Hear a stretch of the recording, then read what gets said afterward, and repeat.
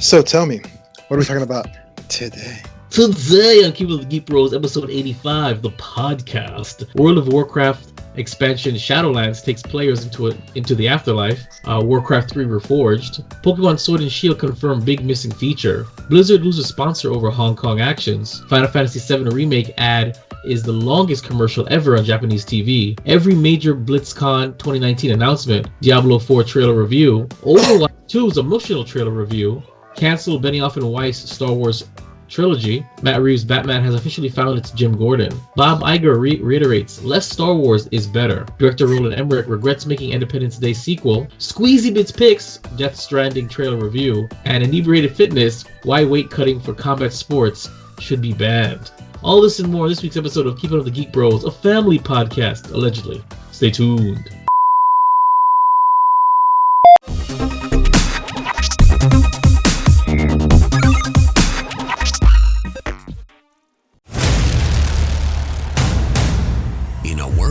Geeking out never looked so good. Two incredibly sexy men will rise for your auditory pleasure.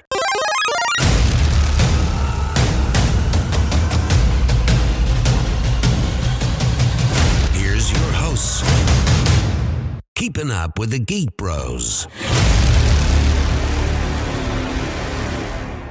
Yes, Keepin' the GEEK BROS podcast. I'm your host, Vibe, and with me are my fellow GEEK BROS. Darth Flux.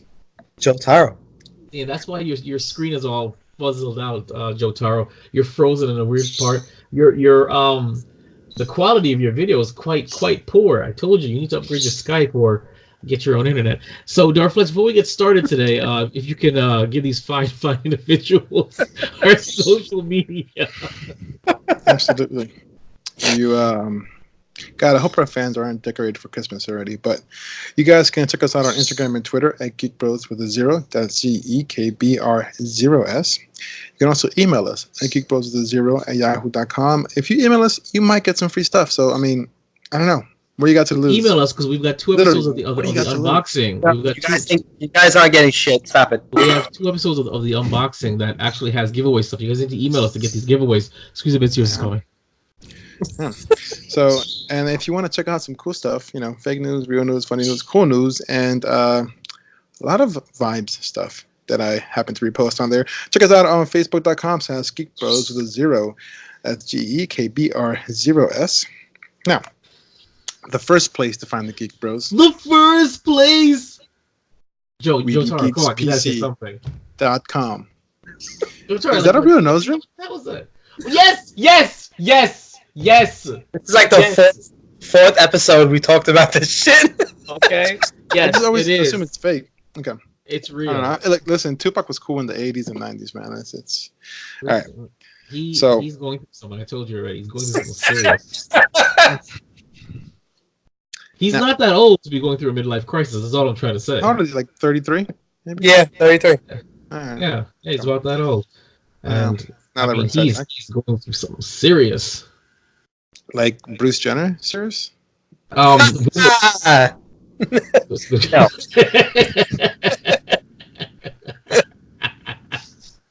Okay. Wait, what else did you say? Where are we on this? Hold on.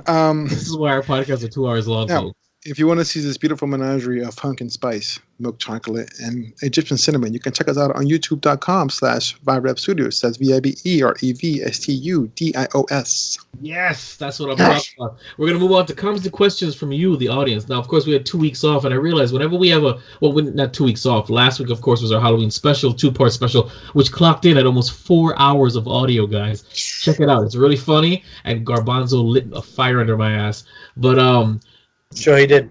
I like it when we're missing weeks, because when I come back I always have a whole bunch of stuff to present to you guys. So with that being said, Facebook comments. Now, one of our fine gentlemen posted a picture of the Jokers, a female Joker, a male Joker, and a dog dressed as Batman in the background. And Ellen's ED, whoever that is, said, "You win, hearts. Visit my profile." So spam probably, but it was funny. It sounds like spam. But I will report any comment, spam or not. even if it's like legitimately stupid. We also posted, there was a really, I don't know who did it, which one of the Geek Bros. It was amazing. Okay, and I gotta turn my AC off. Listen, I just want to say that 95% of the stuff that is not Instagram, I'm posting. Okay, so like I was saying, amazing. So it's, I assume, Halloween, and the video plays as we see a kid walking by, and somebody there's a bunch of red balloons underneath a sewer drain, and a hand coming out with candy. And as the creepiest shit ever goes, thinking like it's cute, but if I was that parent, would I let my kid take the candy from that person? I understand what they're trying to do, but at the same time, people are really messed up. Like I can see Garbanzo like lacing it, not Garbanzo, Flex doing that and lacing it with something. Nothing's crazy, but like psychedelic a little bit, because he's Listen, he's into that stuff's expensive, man. That stuff is expensive. I barely got it for myself. So I'm not spending some shit I didn't get. Oh, you probably dose with a little with some low dose weed probably, and give That's shit. Low dose or not, you can't give that away to some fucking kid. You That's my point. So anyway, it was they funny. won't appreciate it. No, they won't appreciate it. It's the mess with the parents. That's your bag. It's like the kids with the hot teachers. They just don't appreciate it. No, they don't. So our good friend Bryson Jones, he said, "Oh my God, LOL, wow." So yeah, it was. You guys should check it out. Go on to Facebook.com, just Geek Bros with a 0, and check it out. It's a very cute, if not eerily specific, and that's a great idea. I mean, at the same time, it's kind of creepy. So we're moving on. No, we're not moving on. We still have more. The next one is good. Now I don't get it. It says Kurt Cobain's guitar, sweater, and personal items were auctioned. They are artifacts that represent a piece of musical history. And do you get it now? That is slow. And Rocket Raccoon says, "How much for the gun?" Of course, anybody who knows Kurt Cobain shot himself. Oh my God! Blew his head off with a shotgun. So yeah. So we know who posted that, Darflex. Bryson Jones again said, "Oh my God, ha ha ha! I didn't get it till just now. That's funny." All right, we're moving on to Instagram comments for our episode 84 screenshot. Of course, iOS.leg. It's basically iOS Legend, but it says, "I respect the grind, brother." It gave me a fist bump thingy and a winky face, which I don't know if I should be turned on or I'm not really sure. But so the next one for our unboxing episode 10. What's it called? Preview on Instagram. Easy Laces commented, "Cool," with a smiley face. Has dash thanks. You're welcome. I don't know. These comments are so funny. Of course, Squeezy Bits sent us a personal email. He said, please review the trailer for Death Stranding. So that's why it's on there. So Squeezy Bits will be right there. YouTube comments, of course, from Squeezy Bits, commenting on the Halloween Special Part 1. He said, if Garbanzo were a Pokemon, his power would be Agitate. The power causes opposition to be flustered and to drop IQ by 5%. The chances that the opponent inflicts damage to everyone in the area, and it's like DOT with AOE, I guess. I don't know gang signs, but I appreciate your comment.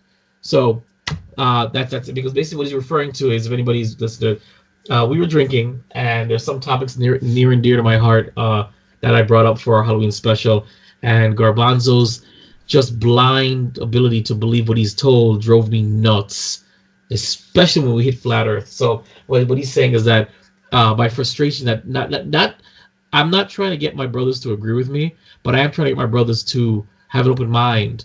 That's really all that I care about. And when somebody's so close-minded based upon society, it drives me nuts. So that's what he's referring to. And Twitter comments, I don't think we've had any recent Twitter polls, right? We did, but I don't think we. Yeah, we haven't. Yeah, because I'm just wondering. I haven't seen any. You guys know that I'm all about those Twitter polls when we put them up, but that's strictly a Darflex creation. He is the one that does all those polls. All right, Twitter. We retweeted that Dragon Ball Z is coming to Netflix on November 15, 2019. And no, this is Twitter. It is Twitter. And Nick Rojas says, I think it's DBZ Kai, though, not the original, and a sad face. That would be pretty sad. Why? I like, you want to know, I like Kai because it was the abridged version and it cut out most of the fillers. And I like that. I like the violence of the original. Yeah. They didn't. I mean, they censored the violence only here, but you can get the uncut Kai, and it's the same violence. The difference is that it's remastered, and they cut out most of the fillers. Kai was only to cut out the fillers. Oh. That's really all it was designed for. By the fillers, do you mean how it takes Goku 4 episodes to charge up a spirit bomb? No, I think that's integral to the part, but random episodes that like okay, let's say like all the episodes between Trunks coming back from the future saying, "Hey, listen, androids are coming." They'll skip through all those filler episodes and just get right to the android showing up. Basically, you probably get like a maybe one episode montage of everything that they did, because there's one episode where they learn how to drive. That's that was fun. It was cute. It was ridiculous. I remember that. That's when they were dressed up in civilian clothes. Yeah. And Goku was learning how to drive, and there happened to be some type of trouble happening, even though they were learning. Yeah, I remember that. Yeah. It was filler. I didn't know you watched Dragon Ball Z, Jotaro. I didn't even know you were versed in any anime at all. I just got done watching the latest My Hero Academia. And that's it for comments and questions from you, the audience. Do we have anything to report? Darflex, anything to report? Let's see. Anything to report? God damn. Not really, man. It's just been busy. I'm really excited for Jedi Fallen Order next week. So. Yeah. Oh yeah, the video game's coming out. I still have to play Kingdom Hearts. Jotaro, anything to report? No, because you'll probably just interrupt me anyway. So fuck you. No, Jotaro. This is a safe place. You can tell us what's going on in your life. That's what they're here for. No, that's okay. Well, I am actually, now that you think about it, I am excited for the new Star Wars game next week. Oh, I just said. We had a previous host that used to do something similar. So just don't go down that road, Jotaro. So for me, like I said, 2 weeks ago? Yeah, 2 weeks ago, I came back from a 6-day trip to Jamaica. It was fantastic. It was the 6 days before Halloween special. I got back just in time to record that for you guys, even though I was batshit tired. I was drunk from sun up to sundown. I can say that the ladies over there couldn't even tell, because I know how to hold my shit when I'm like around certain people. But I was drinking from sun up to sundown. Lots of rum cream, lots of Appleton, a lot of what is it? Was it whiskey or scotch? I don't know, something like that. But I was drinking a lot of that. It was just great. All I can say. And the ladies over there, they loved them some red bone guys. And I'm telling you, my dating apps were exploding while I was over there. I didn't talk to anybody. I didn't answer anybody. I was there with my mom and aunt. But I found it pretty funny that my phone was no more or no less exciting than when I was there. But it was a good time. I was there with my mom and my aunt, and we actually went there to host a baby shower from somewhat of our families, and it was fun. We had some very inappropriate games. It was really fun. I enjoyed myself. We went to when I go to Jamaica, I don't go to the touristy spots. I go to the country. So I went to Port Royal. I went to Boston and Portland. I went to Castleton. I went to we stayed in Kingston, and it was just a good time. We did some walking too.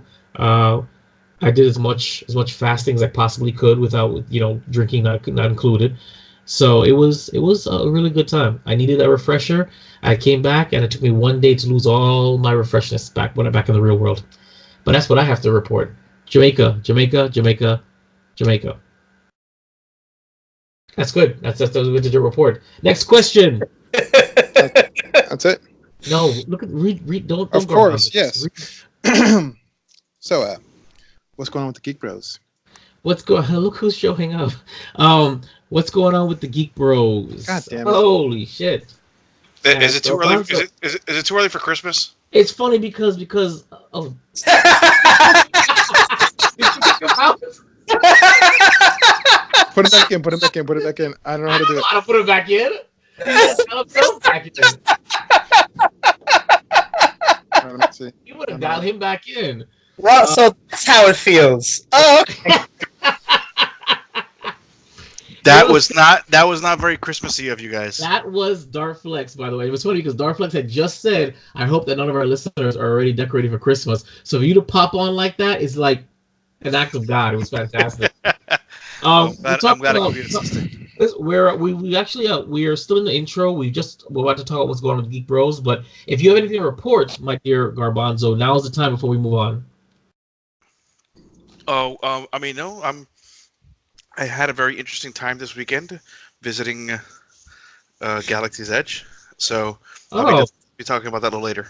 Yes, of course. We didn't know if it was, we did skip that on our intro, but yes, the Garbanzo's Corner is the Galaxy's Edge experience as told by Garbanzo. So, to that shortly. Huh? Could the Galaxy's Edge and the Garbanzo's Corner just be one-sided, where Garbanzo graces the experience and we say nothing back, specifically you? We don't ever talk back when sometimes we do. Sometimes we do, but I'm just emphasizing that.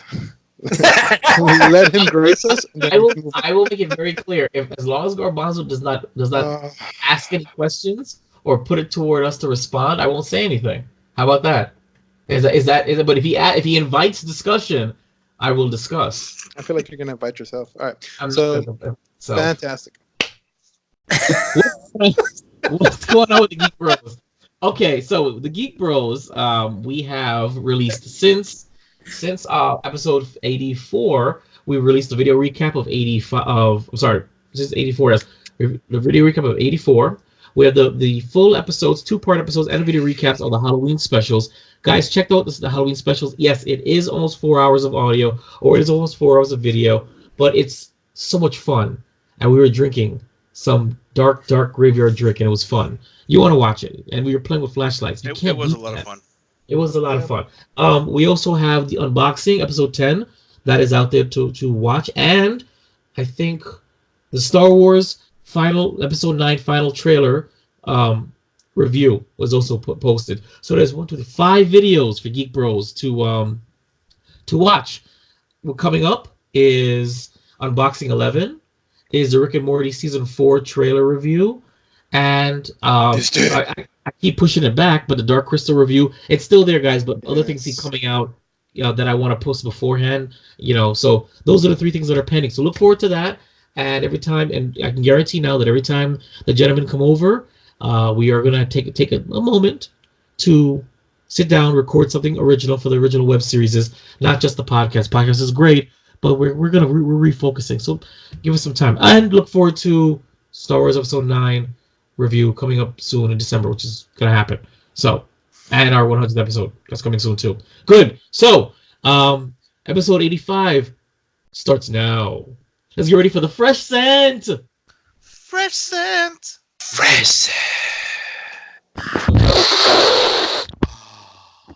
Wow. That's okay. Cool. All right. Geek Bros approved movies of the week. Terminator Dark Fate.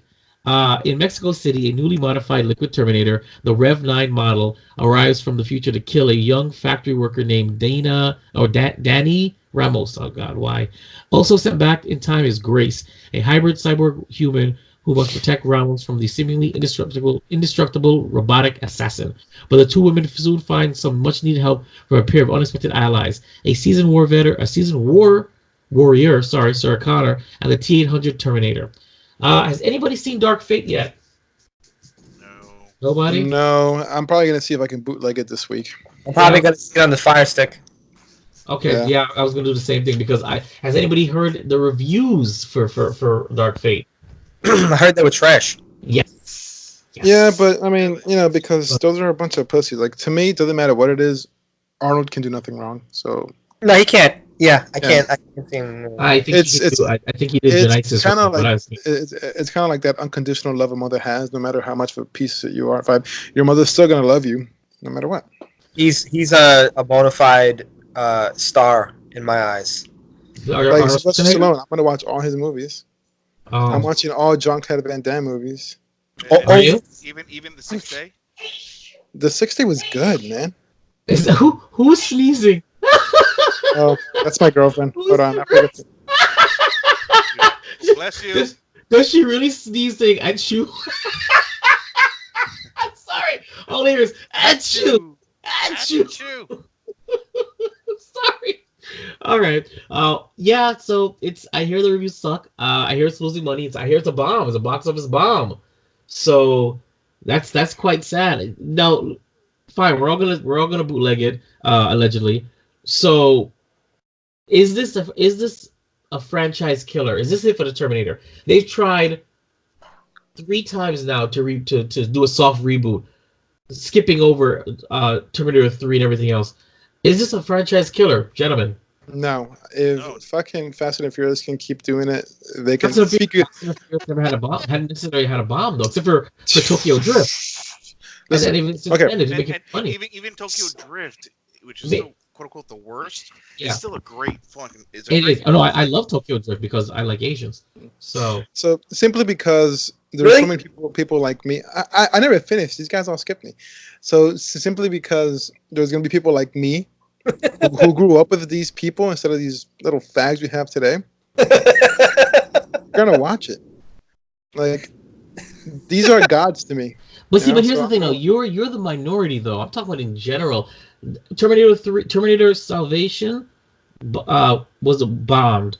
You asked if it's gonna be a franchise killer. No, Not bad, though. but when I say It- franchise killer, I mean Salvation they're was gonna great. they're gonna stop making movies. Is what I'm saying. That's what I'm saying. Are they gonna stop making Terminator movies now? When I realize they're not. Terminator 3 was low. Terminator Salvation was a bomb. Terminator Genesis was a bomb. Now Terminator Dark Fate, a bomb.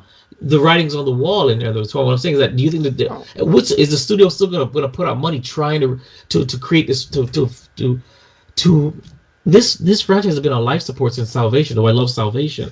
So has it flatlined is what I'm saying. I think it's gonna die when Arnold dies, and that's my answer. Nothing more to it. Okay. I think Garbanzo?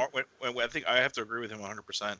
I don't think anything can kill the Terminator franchise. I honestly, it's What's it about? it What's it about is money? it's a Terminator. It's It gonna is, keep but on. It's gonna keep on going as long But as it's not. But as it's long not as Arnold. money. As long as Yeah, but Arnold has money. No, Arnold has money, but the studios don't have money to make these movies for them to be bombing like this. It's the same thing with Jay and Silent Bob. They don't have money. They don't have money. This is all like fan fan funded, and they just keep doing it. They Jay have the Silent money. Bob is not a blockbuster, a $150 Right. million movie. I think Jay Silent Bob is what, maybe $20 million max to make. And so all they need is their niche fans to come out. They'll draw a $5 million profit. You're talking about a $150 million sci-fi epic that's bombing and right now what, only getting $100 million so far worldwide, and not even putting in the cost for marketing and everything. So that's what I'm saying, because it's about money, and I've seen studios abandon franchises for a lot less than what they've been doing with Terminator. This time they brought back Linda Hamill. And still, it's bombing. I think they can make a. I think they can continue the story though. I mean, because with the whole storyline, you can't. Yeah, You can still I create it. Yeah, I mean, they even put him in Gears 5. they did, and everybody loves that. But everybody says that Terminator peaked in 1990 whatever with T2, and it hasn't been the same since. So, And he's but in Mortal Kombat. Yes, that makes sense. All right, we're gonna move on now to how about this? You gentlemen and ladies and whoever's listening to us, an audience question: do you think, with the poor reception of Terminator Dark Fate, that the Terminator franchise is dead in the water, or do you believe there's still hope? Are you a doe-eyed, just romantic who believes in nothing but optimism like Garbanzo? By all means, email us and let us know. We're gonna move on to what's new in the gaming world. Video games out this week, brought to you by Darflex. All right, so we kick it off with November 4th. And the first thing coming out, not exactly a video game, but it's the Xbox Elite 2 controller will launch. Ooh. Then we have, if you have not seen the trailer and gameplay for Red Dead Redemption 2 for the PC, which comes out on the 5th, it is amazing, man. My God, is it good? Oh my, yeah. Who is that? That's that Like for in-game graphics, it is amazing. Jotaro, shut the fuck up. All right. Now we're still on November 5th. So we got Planet Zoo for the PC. We got a Garfield Kart, Furious Racing for the PC, PS4, Xbox One, and Nintendo Switch. We got Conception Plus, Maidens of 12 Stars for the PC and PS4. We got Black Sad, Under the Skin for the PC, PS4, Xbox One, Nintendo Switch. Just Dance 2020 for the PS4, Xbox One, Nintendo Switch, Wii, and the Stadia. Mario and Sonic at the Olympic Games Tokyo 2020 for the Nintendo Switch. Yep. Now we're in November 6th. We have A Year of Rain, Steam Early Access for the PC. November 7th, we have Ritual, Crown of Horns for the PC and Nintendo Switch. November 8th, we have Need for Speed, Heat for the PC, PS4, and Xbox One. November 8th, we also have Death Stranding for the PS4. Woo! Ooh. We have New Super Lucky's Tale for the Nintendo Switch. Disney Tsum Tsum Festival for the Nintendo Switch. Jumanji, the video game for the PC, PS4, Hells Xbox yeah, One, bitch. Nintendo Switch. What? Stop Yeah. it. We have Layton's Mystery Journey, Catriel and the Millionaire's Conspiracy, Deluxe Edition for the Nintendo Switch. And that is it for this week. Oh, wow. All right. Thank you so much, Dark Flesh. We're going to move on to your segment. The Battle for Azeroth continues that I've not been joining in. Carry it on. So, man, are we going to show the expansion trailer in here, or at least part of it? Or I don't know. I mean, it is kind of long. It's like 5 minutes. Do I have that? Isn't it one of the is that one of the Yeah. the Warcraft 3? Yeah. Well, you have it it preview. No, you have the Kotaku Lich King Returns article. No, I have Warcraft 3 Reforged. Oh no, that's not the one you're talking about. But which one are you the talking trailer about? expansion. The trailer for Shadowlands. I thought I had that. Hold The- on. I think it's on the Kotaku thing. I think it's there. Oh yeah. It's actually on the Kotaku page itself. Well, Did you wanna review that now? Let's do that for the battle. For the battle of Azeroth, That because is this a is 5-minute video. we don't have to do all of it, just the first bits of it, so we can see. But it is the continuation of where I left off in my last segment. Okay. Like it's literally the continuation of the question I asked. Remember, like what's going to happen with Sylvanas? Okay. All right. Sounds good. So whenever you're ready, and we'll switch it over and we'll play it. Let's do it. You want to right now? Oh, excuse me. Just play like the first couple of minutes, and then You- I'll get into my explanation. You will say. Okay. You will say when. Yes. All right. So we're gonna play World of Warcraft Shadowlands cinematic trailer. The 5-minute. We're not gonna play all 5 minutes, but check it out, suckers. So pretty.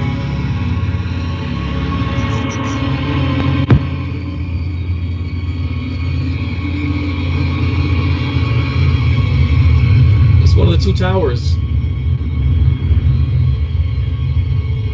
Oh, Ice Crown. that looks exactly like the Lord of the Rings guys thing. Sauron. Have you not seen this trailer? Monument Fuck you. of suffering. This looks like Sauron's castle. This is like Mordor.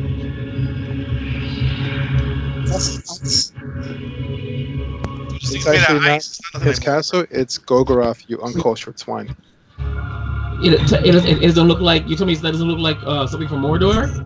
Where are usurpers? You're referring to Golgoroth. On a frozen throne.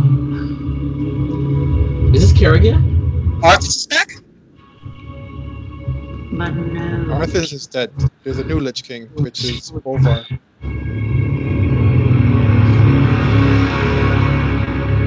Oh shit, son! Palpatine is back. That's what a sister should look like.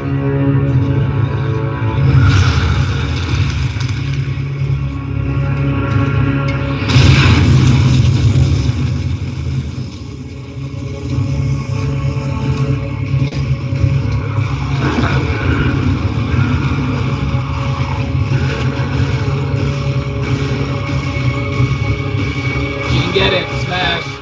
Yeah, she's so badass. That was Sylvanas, right? That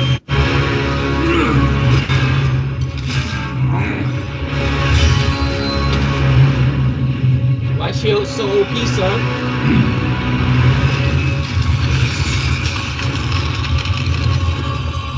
She has all the DLCs.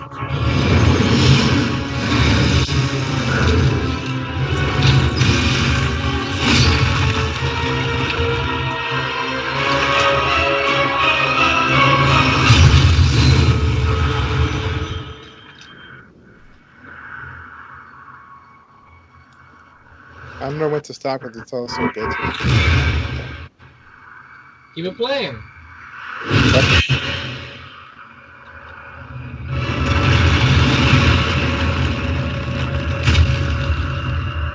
Interesting, very interesting.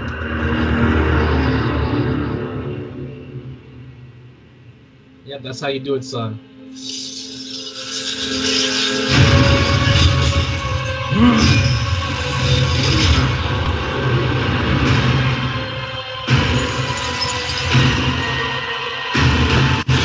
What's with the chains? What's happening?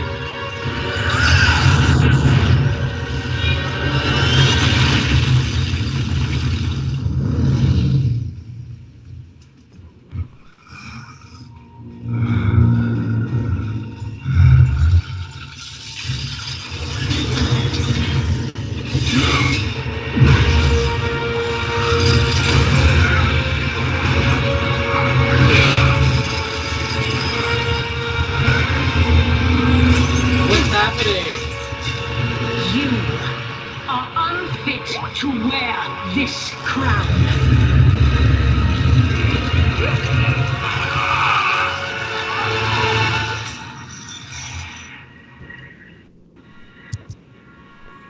To wield so much power. That power will be your prison. This world is a prison.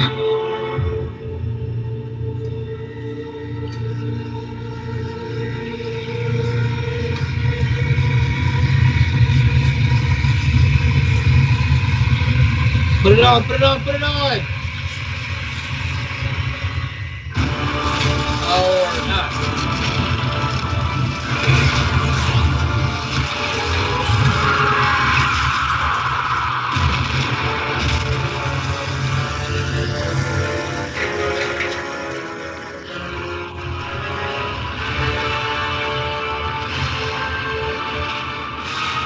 Holy crap, she cracked through the dome! And I will set us all free.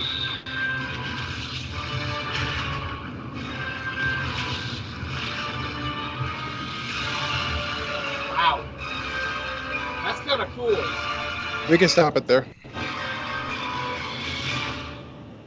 And that's how they discovered syphilis. I want to make it very, very clear, that according to this trailer, even Blizzard knows there's a dome over our head. Moving forward, talk to us about what we just saw. All right, so for those of you who don't know, Arthas, the Lich King, actually was killed in Northrend during the Wrath of the Lich King expansion. Now, when he was killed, the Frozen Throne couldn't have been left alone. Someone has to take the place to keep the dead, to keep everything under control. So one of the commanders of the Alliance, I think it was High Commander Bolvar, which is the guy you saw in the video, took the mantle of the Lich King to keep the dead and keep everything. So in a sense, he's kind of a good guy, but he's continually fighting the demons within. Right? If you play as a Death Knight, he's the guy who walks you through your introduction. But so Sylvanas has escaped after killing Seraphim, and she goes over to Northrend. She confronts the Lich King over in Icecrown. Okay. What the? Sorry, carry on. Vibe, stop being rude. Nobody cares about your fucking flat Earth. This is not. No, I'm not. I'm posting stuff. I'm trying to do two things at once. Okay. Okay. Well, Since nobody else helps me out with the web marketing, I gotta do it myself. Sorry. Right. So, like I was saying, so Sylvanas goes and she fights the Lich King, beats his ass, and then she appears to be is that she was going to take the mantle of the Lich King, but instead she breaks the Lich King. Which, if you know what the helmet is it's kind of the Sargeras put the soul of Ner'zhul, the Orc Shaman, in there, and it's kind of like a link between the Twisted Nether. The Twisted Nether is kind of like that shadow realm between the worlds. So what happened here is when she broke the helmet, the power released broke through, I guess, the Shadowlands. But what the Shadowlands is the afterlife of the world of Azeroth as we know it. So it's not necessarily the Upside Down. It's like but it's similar, I guess. So it's similar to the Upside Down, but it's much prettier. Like, it's pretty much, if I could describe it, it's like a land of angels and Deathbringers, right? You get to pick factions of like I guess the heralds of the dead when you're there. It has a lot of new stuff. It's pretty much the spirit world, so it looks pretty cool. It's gonna be interesting. It's a lot of new raids, a lot of new mounts, new factions that you can join. So far, that's all I have. It seems like it's gonna come out the end of next year, maybe. Looks really good, man. Well, there's the Oh, man. article right there from Kotaku if you wanna No, like. I don't want to read Kotaku. Kotaku suck a dick. Why No, I'm don't kidding. you read Kotaku? It's Kotaku. It gets us some good Because stuff. I don't want to read, but okay. So let's skip this, skip this, skip this. Okay. So Want me to read here it? we go. So you can explore the realm of the dead. For the first time ever in World of Warcraft, players will cross into the Shadowlands and experience wonders and horrors of the afterlife across 5 new zones: the gleaming fields of Bastion, the scarred battlefields of Maldraxxus, the eternal twilight of Ardenweld, the opulent keep of Ravendreth, and the horrific Maw. Claim a Covenant's power. Players will be called upon to forge a bond with one of 4 Covenants that rule the Shadow Realm's new zones, setting the tone for their journey through the expansion with a full Covenant campaign. As they level up, they'll get new abilities based on their choice, including class-specific abilities to each Covenant, as well as developing soul binds with specific Covenant members, which grant them access to that character's specific traits and bonuses.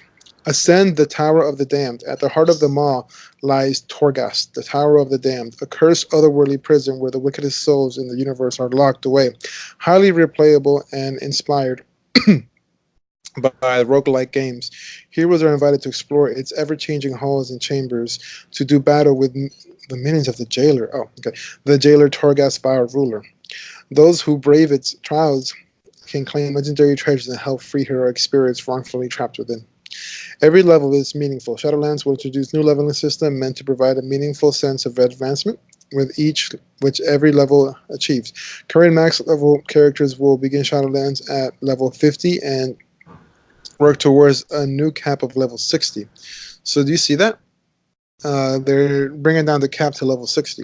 Right now we're at 120, but it's going down to 60.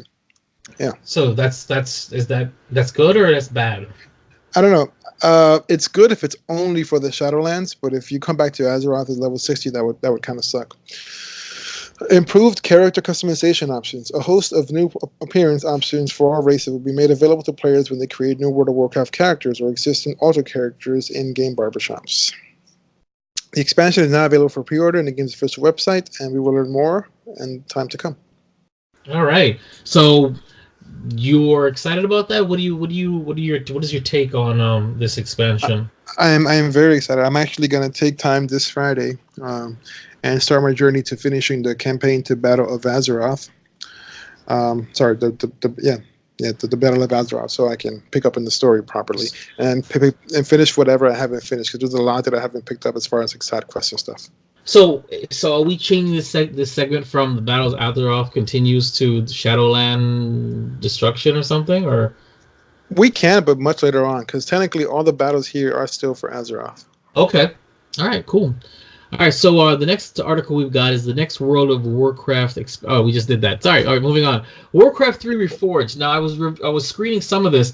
Basically, it's going to be a side-by-side comparison of what Warcraft 3 in-game preview looks in the original game and the Reforged game. I'm just going to jump it in there real quick and just look at this. It's actually pretty cool. So let's look at this. Now, this comes from YouTube.com. If you go to LEYST TV, you'll see it there. It's called Human, Blood Elf, and High Elf Side-by-Side Comparison, Warcraft 3 Reforged. Are you guys seeing my screen? I don't know if I even did. Good. All right. I'm seeing it. You know what I do like about this, especially for the human characters, is now like the hero characters, the generic ones, they're not just generic characters. Each one is like specifically has their own customization. Like normally the paladins. Cool. Yeah, like the paladins. This right here looks cool. Mm-hmm.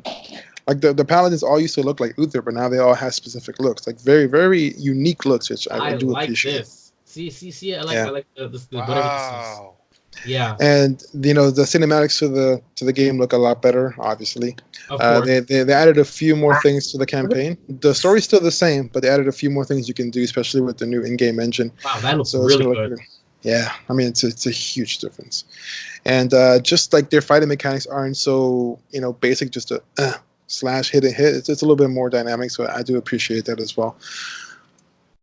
It's really cool. I think it's going to make the retelling of the story a lot much more fun, because you're getting a pretty detailed story, not just by the storytelling itself, but the visuals. When are they going to do this for StarCraft? Are they ever going to do this for StarCraft? They did it for StarCraft already. When? They reforged StarCraft? When? There's a StarCraft Remastered. Really? Yeah, They did something came like this? It came out before this. Yeah, it's not as good as this because it came out a little bit earlier. But yeah, Oh, these are pretty cool. they did it for the first StarCraft game only though. That's what I want. StarCraft 2 is pretty fine. StarCraft 2 is on par with Warcraft Yeah. 3, so it's not that bad. This is pretty hot stuff. If we can get to the Paladins, can you get to the Where's Paladins? that? Really quick? I don't know what the Paladins look like. What are the Probably Paladins? like halfway through, maybe. Is that No, those are captains, swordsmen, more captains, maidens? wenchins. That's kind of cool. Oh wow. Well, hold on. Let me see this. Wow, that's pretty cool. Oh, what'd I do? No commercials. Don't you hate that? Like, Because YouTube needs to make money now, so that's the reason why. Yay, moving on. Who the fuck drinks that anyway? This? No, this is not a paladin. no, What do they look like? they're like ground units with swords. They don't ride horses. They're pretty. They're like priests almost. How It's come probably we don't have these classes in World of Warcraft? There's so many of them. yeah, you do.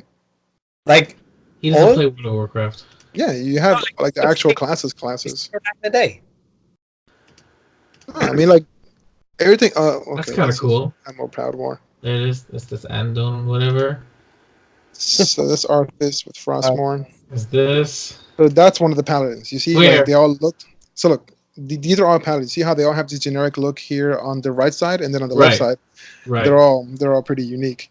Well, yeah, because they have a. Well, I mean, what do you think? What is the aesthetic choice? Why they have like a Thor's hammer on the right, and they look like they have what actual? Because it's a righteous hammer, but then in the newer press play, so you can see how we talk as it goes.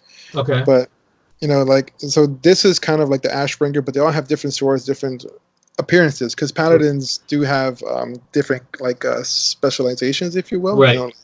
You know, being a tank or a healer or whatever, support. But okay, I mean, we can stop it here. Okay. That's cool.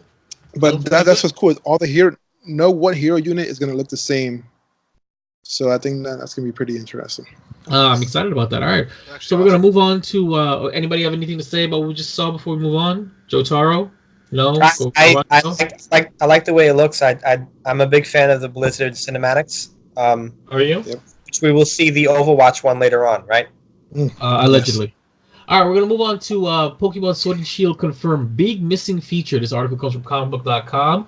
Nintendo and Game Freak have confirmed that Pokemon Sword and Shield will be missing a big feature: cloud saves. As you may know, last year's entry, Pokemon Let's Go Pikachu and Let's Go Eevee, were also missing this feature, much to the dismay of some fans. However, despite some backlash over the missing feature, Game Freak has opted to once again not add it. News of his absence in Sword and Shield comes the way of the game's eShop listing. It's unclear why the feature is once again missing, but it's probably out to free some, out of fear of save manipulation. So the vast majority of Nintendo Switch games will support save data cloud backup, and Nintendo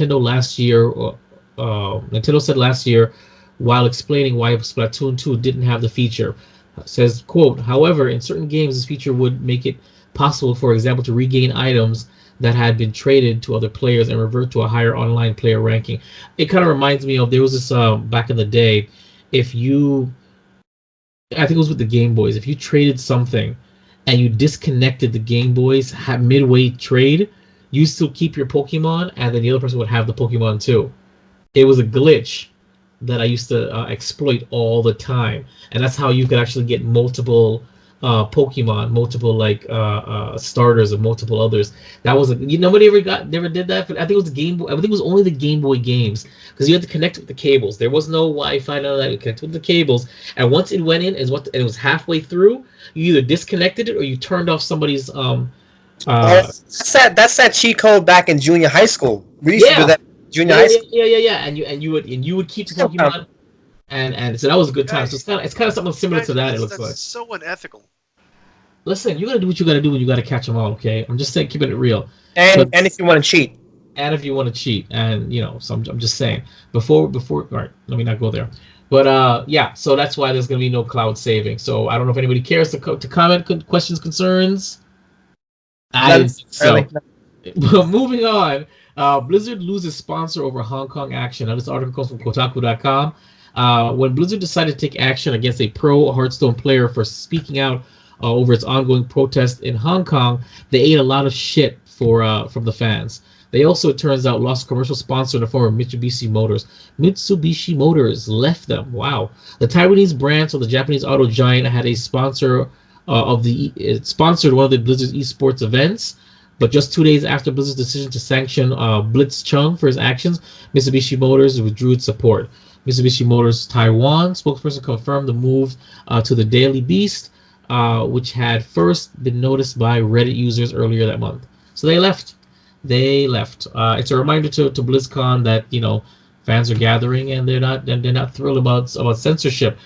What do you guys feel about a major motor vehicle pulling support because of censorship?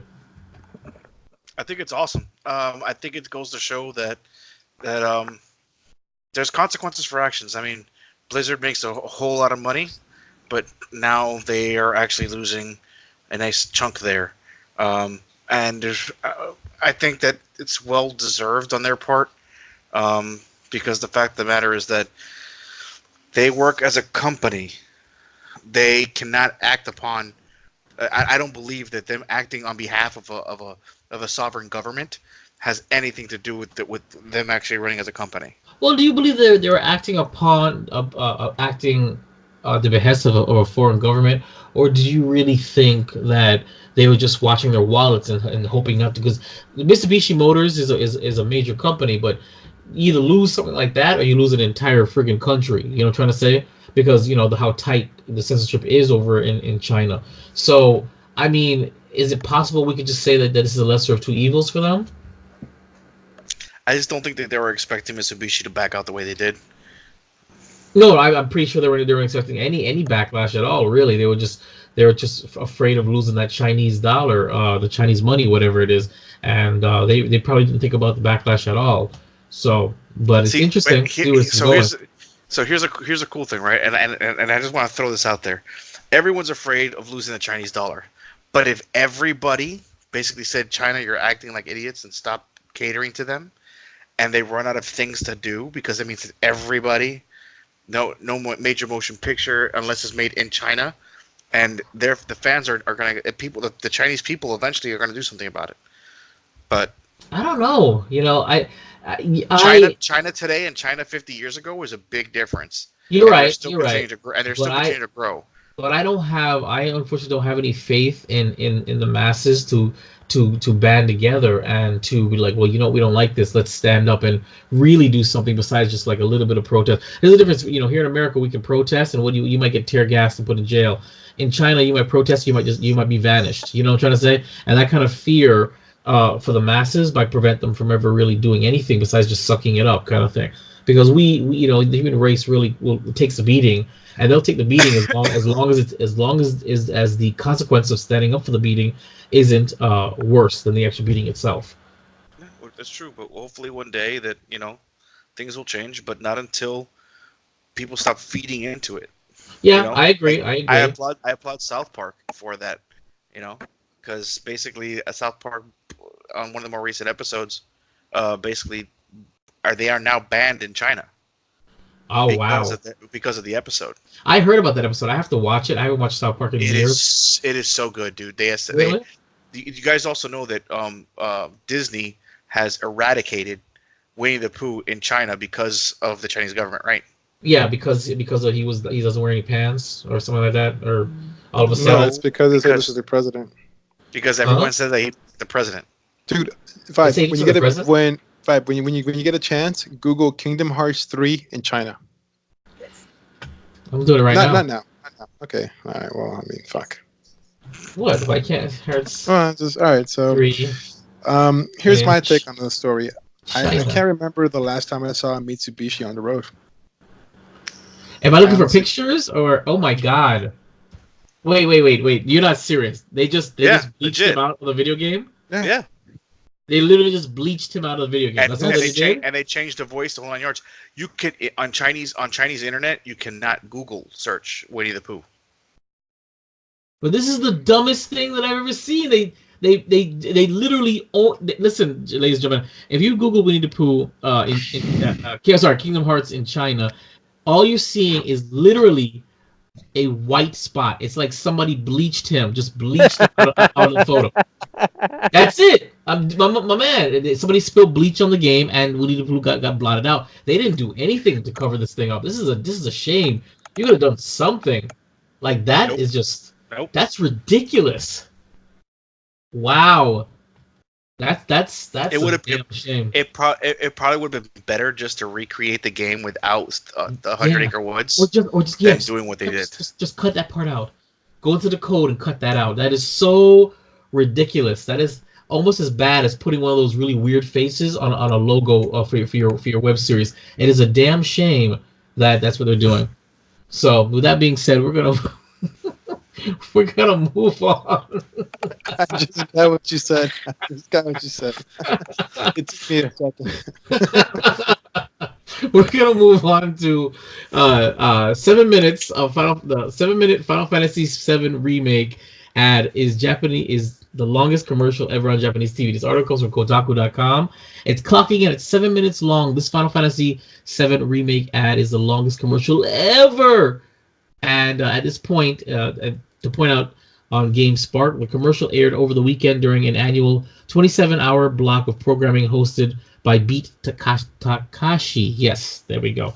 I would play this thing, but I don't want to. The spot stars popular actor Masataka Kabuta Misato. We should have a podcast strictly for vibes. Morita, Vibes and pronunciations of Tetsuki Japanese names. Hamayama. Shut up. So, Kabuta stars as a young business person who's never played Final Fantasy VII. At the beginning, he finds a copy of Final Fantasy VII, and his wife had left out reminiscing. They don't have a PlayStation at home, so he can't play the game at work. His supervisor talks about the game later, and his wife recalls the game, blah, blah, blah, blah. He gets more interested in playing the game, then he goes and buys the PS4 version, and he plays the game. So it's fantastic. If you want to check it out, actually, there's a 13-minute cut. That's on the special edit. That's on YouTube. So yeah, check it out. Final Fantasy VII Remake's 13-minute or 7-minute commercial. They're going in. I'm still excited about it if it ever comes out. Jens? I'm very excited. I like the Guys are so- cinematics. I'm not really into the game though. Really? Have you played? Yeah. Do you like Final Fantasy at all or no? I played it for PS1 when I was a kid. That's about it though. I mean, like, I like it. It's just that I'm sure if I had the time to sit down and immerse myself into it, I'd love it. But it's just right now there's much more things that I think catch my attention more than this. But Like I mean, what? I've Like what? Star Wars Fallen Order, like That hasn't you come know, out yet. yeah. But I mean, I'd Next rather one's play out. that. But you know, Out like soon. I will have to say, I have never heard a bad thing from Final Fantasy. I've only heard good things from it. All right. That's what I like to hear. It's just- Except for, I except for just- Final I just- Fantasy 14, but whatever. We don't talk about Final Fantasy 14. No, we don't talk about I that. don't even know what that is. So. Oh, yeah. Wow, you guys are understand. really against I Final Fantasy 14 like I that? understand. Why you like it, Jotaro? Come on, speak up. I still play it every now and then. Yeah, 14 believe online. I do believe you. It's a fun game. It's fun. I didn't say it was. I'm not judging you. I said The only thing I don't like is the. You're being really well, defensive. I'm being defensive because wasn't you who used to play that back in the day? I played that game literally for a day. Then I handed it off to my brother and never played it again. Oh, okay. So maybe I it didn't was hate. some other online I didn't game. hate the game. I bought it. I bought like the thick box set. Yeah, I expensive could set. have sworn me and you were talking Yeah. about that one time. Hell yeah, because Yeah. I was all about it. I was all about the MMOs back then, and I bought the I don't remember how much it cost. I was in college. I bought a thick box set, played it for a day, and said, "Oh, this is this is not what This is I hard thought it would work. be." You know, yeah. So No, I kinda it's a just lot of work. You got to put a lot of hours. Exactly. So I handed it off to the brother, and he played. He was visiting at the time, and he played the entire time he was visiting me in college. I never played the game again. I let him take it back with him. I don't know. I can't say I didn't like it, but I didn't like it. So, you know. They fixed it. They made it so at this time where it's not much of a grind fest, Right. and it's more. It's actually very easy to play. I'll be honest. It's incredibly easy to play Well, right now. Yeah. I mean, if you're playing it, then I understand. Well, the whole thing is that I mean, when it first came out, there was a bunch of glitches and a bunch of issues, but I know that eventually they ended up fixing it. But by then, I lost interest. Yeah, A a lot of people said the same thing. I lost interest. when the vanilla game came out, I played it for a little bit, and then when I figured out that I was forced to be in a party because I sometimes like switching. No, wait, wasn't it called a link shell? Yes. Yeah, that Yes. stupid ass thing. I could never. I was never in one. Yeah. I would always sit there for hours searching for a party, and sometimes I'd wait like 2 or 3 hours. It was tedious. It was tedious. So It was. All right. Well, speaking of tedious, we're gonna move on to every major BlitzCon announcement in 2019. This article is from IGN.com. BlizzCon opened its door. Blizzard opened its BlizzCon 2019 ceremony, not with an announcement, but with something else. Where is it?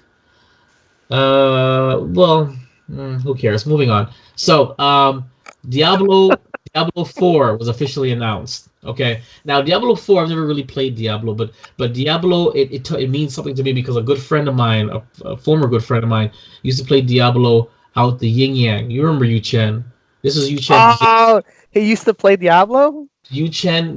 I would go over Yu Chen's house and I would just sit there and watch him play Diablo. He loves Diablo more than Warcraft, more than Starcraft. He wouldn't play. If I forced him to, he'd get on WoW with me back in the day, or to play like a game on Blizz. What's it called? BattleNet. But this man, after school, he'd play this game from the minute he sat down. I don't know when he ever needed any homework. By the way, never saw him do an ounce of homework. All I know is I'd come over, we would have ramen. I had some other crap at his house, and just he'd play. We'd talk crap, and he'd play, and Adrian would come over, and we would just kind of fart around and watch him play the game, and just laugh and mess with him. So when I saw Diablo 4, I'm just like, man, I wonder if he still plays Diablo. I wonder if this means anything to him, So like because people grow up. It's a little nostalgic thing. Yeah. Kind of brought up to high school, so it was kind of cool. So Diablo guys, anybody? Diablo? No. I'm actually super excited. My sister actually got me into Diablo 3. She went out and bought it for me so she could have something to play with me on the Xbox, and I fell in love with it, bro. It's amazing, and then now knowing that 4 is coming out, I'm definitely gonna get this game. All right, so Blizzard officially announced Diablo 4, the isometric action RPG, will be coming to PC, PS4, and Xbox One, and Blizzard unveiled the first 3 classics for the sequel: Barbarian, Sorceress, and Druid. The announcement came by way of cinematic trailer for Diablo 4, which of course we're gonna play after this to see. It's 9 minutes. Well, these trailers are long. Overwatch Blizzard 2, does not fuck around, dude. No, it does not. Overwatch 2 has been confirmed after some play that, man. A new era of Blizzard hero, Overwatch 2 as the next chapter of the popular franchise. So there's a trailer there. It's supposed to be very emotional. We're gonna check that out soon. Why did you say yeah, Jotaro? Talk to me. Darflex, just so you know, this is actually recorded. I want you to know that it is going up on YouTube. So yeah, but you know what? Let's let them keep doing it. It's fans probably love that shit. I got you. I played Overwatch when it first launched. I stopped playing after like 3 months, but in those 3 months, I actually had a lot of fun. And the cinematics for that, I feel like they could make a really good, solid movie based off of the Overwatch. Or a TV show. Yeah, really? The characters are great. Yeah, they have such great characters in that game. It's really it brought me in. It really got me. And I'm not really big on like fighting games like that. I'm not. Well, is that a fighting game? Is that a first-person shooter game? Like, what exactly is Overwatch? Yeah, I'm sorry. I didn't mean to say fighting game. I meant like it is a first-person shooting game. I wouldn't say it's a battle royale type, but I don't think it's similar to battle royale. No, not really. Or maybe it is. Maybe it has like a little similarity to it. But you are confusing the hell out of me, let alone our audience listening. No, but I'm saying that the type of genre that Overwatch is, wouldn't that please don't say genre. Wouldn't that be called battle royale? Yeah, I think so. Or multiplayer shooter. I don't know. I don't know much about the game like that. I saw one review from Cosmonaut Variety Hour on YouTube, just because he was talking about one particular character who ruins it for everybody. The snow bunny, the Eskimo girl, and her ice walls. I watched that video and I laughed because it was so funny to me personally. Yeah, the characters are really it is emotional. The trailer, it's the characters. They just did a really good job with the characters. Put it that way. I like that their backgrounds are all unique. It's really nice. So, All right, cool. Anybody else Overwatch before we move on? I am excited for it. It's a fun game. I mean, I can hear it in the tone of your voice. I mean, I'm curious about it. I'll be definitely. I don't know. I'll check it out. I haven't really played Overwatch, so we'll see. All right, cool. If you guys now- want to get fucked up, I got it on Xbox. Oh, all right, cool. He doesn't play it though. But cool. So of course, World of Warcraft, Shadowlands, and now Warcraft Classic news. Blizzard confirmed the new World of Warcraft expansion, Shadowlands, with a new cinematic trailer. We should have watched this after this, but anyway, it was at BlizzCon. We just, of course, watched the trailer together, all 5 minutes of it. In addition to the cinematics reveal that teases a story to come, Blizzard also unveiled gameplay of Shadowlands expansion, offering an overview of features to come. So, and that's good. Oh, meanwhile, World of Warcraft Classic is confirmed to be getting world bosses and a PvP honor system next month. Yay! Hearthstone announcement. Blizzard confirmed several new things from its Hearthstone community. The first is the Descent of Dragons expansion, which launches December 10th. There's a trailer for it. We're not going to watch it because nobody cares about Hearthstone with us, but we're going to watch it. Blizzard also announced Hearthstone Battlegrounds, an 8-player auto-player mode that features 24 unique heroes. And I think that is all the major announcements from BlizzCon 2019. Now, if there are more, we probably would have done a BlizzCon special like we usually do, but it wasn't enough. So I decided to shove it all in, and that's what she said in the video games. So with that being said, guys, let us check out some more trailers because we have nothing else better to do. This article comes from Blizzard.com. This article comes from Kotaku.com. Blizzard announces Diablo 4. Let us play this sexy, sexy stuff and enjoy it together as a group, as many would.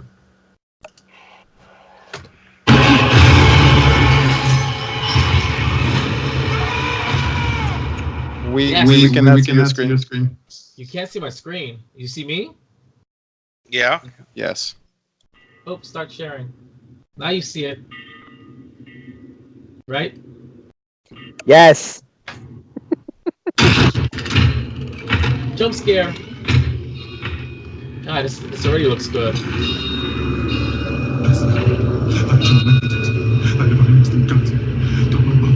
Looks like the Diablo 2 trailer. I never saw the Diablo 2 trailer. Quiet. Was that Steve Bloom?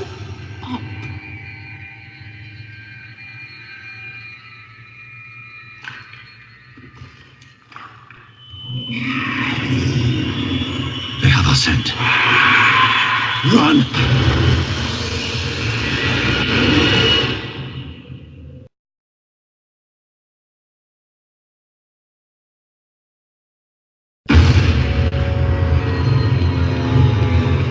What's going on? Why is this so laggy? Lagging for who? Is that lagging for me? Laggy for me. Are you out of your mind? He's not going to make it. He has to. Bathroom for me. What? Yeah, let the black guy die. All the gold That's not good. is right there. No, I just came here for knowledge. Coming! I know. Now, breach the seal. Get us through that door.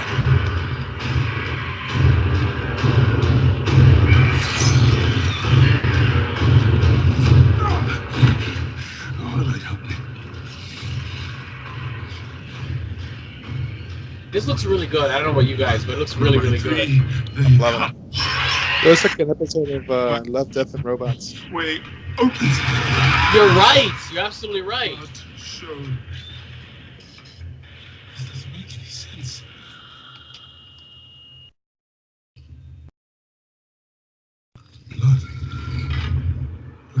Blood is the key. Yes, it is. Blood is the key! What? I need two of you! Now! God. I'll hold them. Go! So, it says the blood of the willing goes... You gotta be kidding me!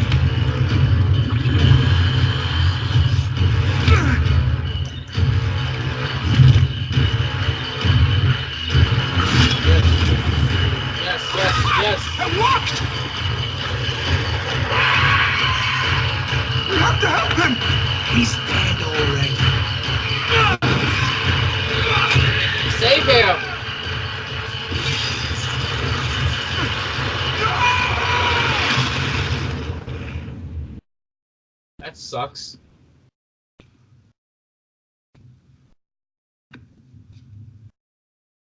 It's a shame he didn't make it.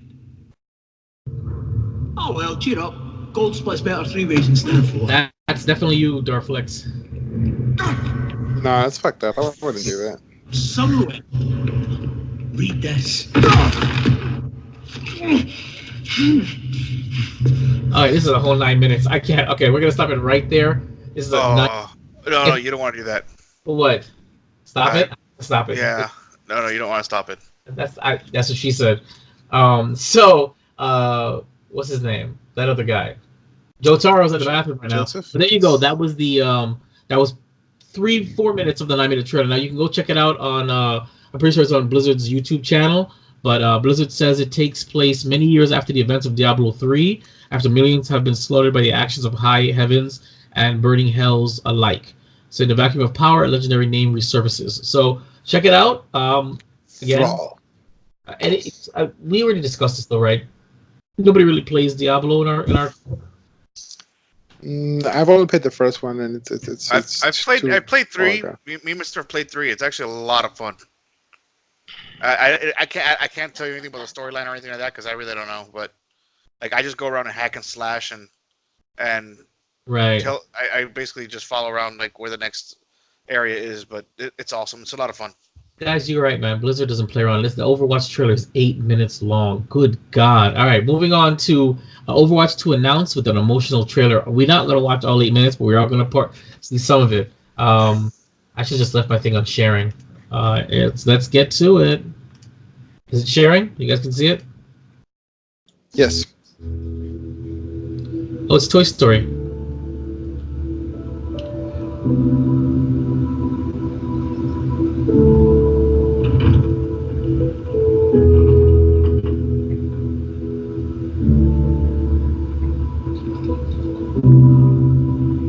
Interesting. Does anybody know what exactly is happening? Those are different characters. Yes. So what it is they're actually an association of kind of like superheroes that would respond to Earth's call, and they were actually like an actual organization similar to what you see in The Incredibles, but they were disbanded. That's her. The guy said that she was a pain in the ass. The Eskimo girl. As long as we stick together, we'll be fine. I'm digging that James Earl Jones voice. Harambe. Harambe. Are they all dead, or is that what it is? Going to show. They've all been disbanded, and everything just fell apart. It's hard to know the story because you have to read comics and shit. Because the game it's not a campaign game. Okay. That's our cue. You may now power on your electronic devices. Weather is mostly cloudy with 100% chance of null sector invasion.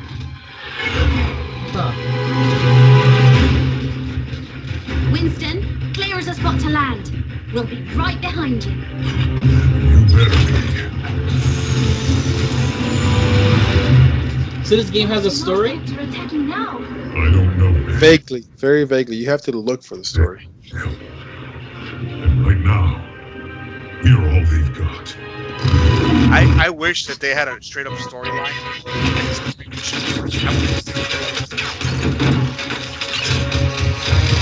Yeah, I didn't hear a word you said. Go Harambe! Bonjour, officer. We're here. It's like Harambe in a Shark Tech. It's what Harambe could have been if that little black child didn't get him killed. And that looks like a friggin' Quinjet, sort of.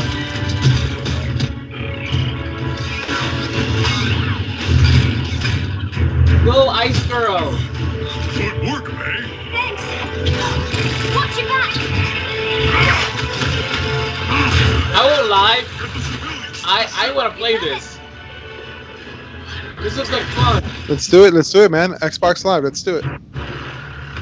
Oh my god, it's a Gundam!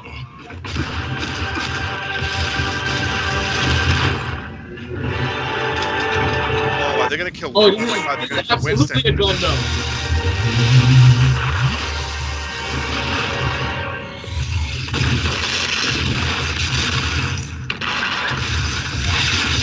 see that damn ice wall here. And we're gonna stop it right there.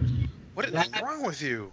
Because we can't watch the whole thing. We don't have time to watch all 9 minutes. And I know.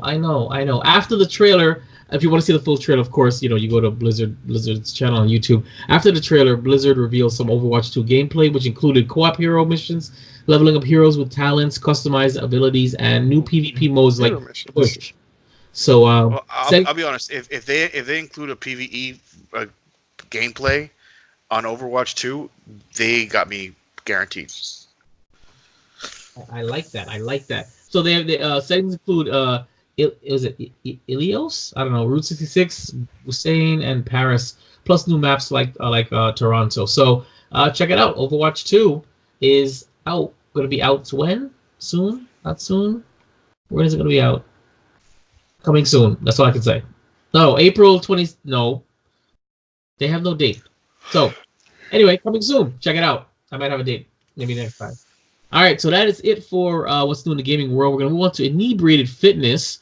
Darflex is an exercise physiologist with a BS in exercise and sports science. He is a certified CSCS strength conditioning coach, a CASSN sports nutritionist, sports injury specialist, and currently an MMA weight cut specialist and nutritionist. Why weight cutting for combat sports should be banned? Now, I have no idea what that is, Darflex. So first explain to us what that is, and then why it should be banned. Okay. So, Can you hear me? Yes, I don't know. You had a delay there.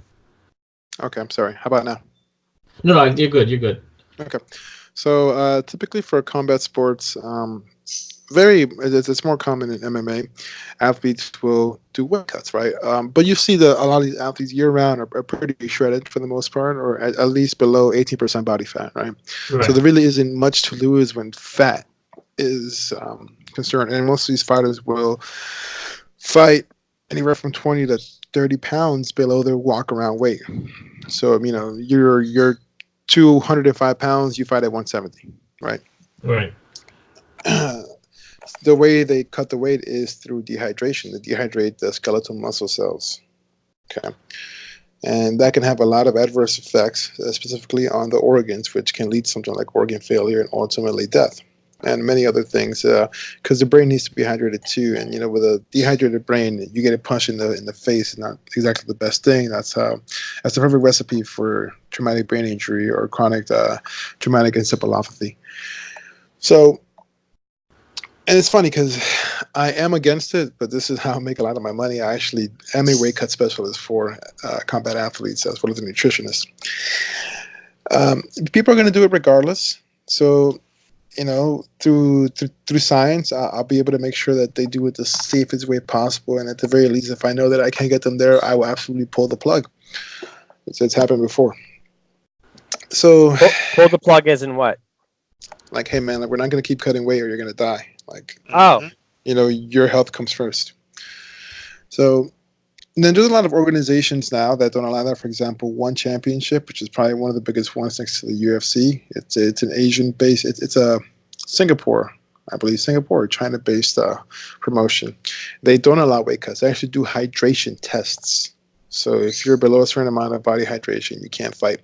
And they weigh you in twice in fight week, whereas the UFC will weigh you in the night before or the morning before the actual fight. And then they have, if you watch the UFC and you watch the weigh-ins, they have the ceremonial weigh-ins. Those aren't the actual weigh-ins. When they step there and it's up on a scale, the weight that they're reading is the weight that they got maybe like 3 hours ago or early in the morning. They don't, when they weigh in on TV for us, that's not the real weigh-in. There's a behind-the-scenes weigh-in that we go to. Why is that?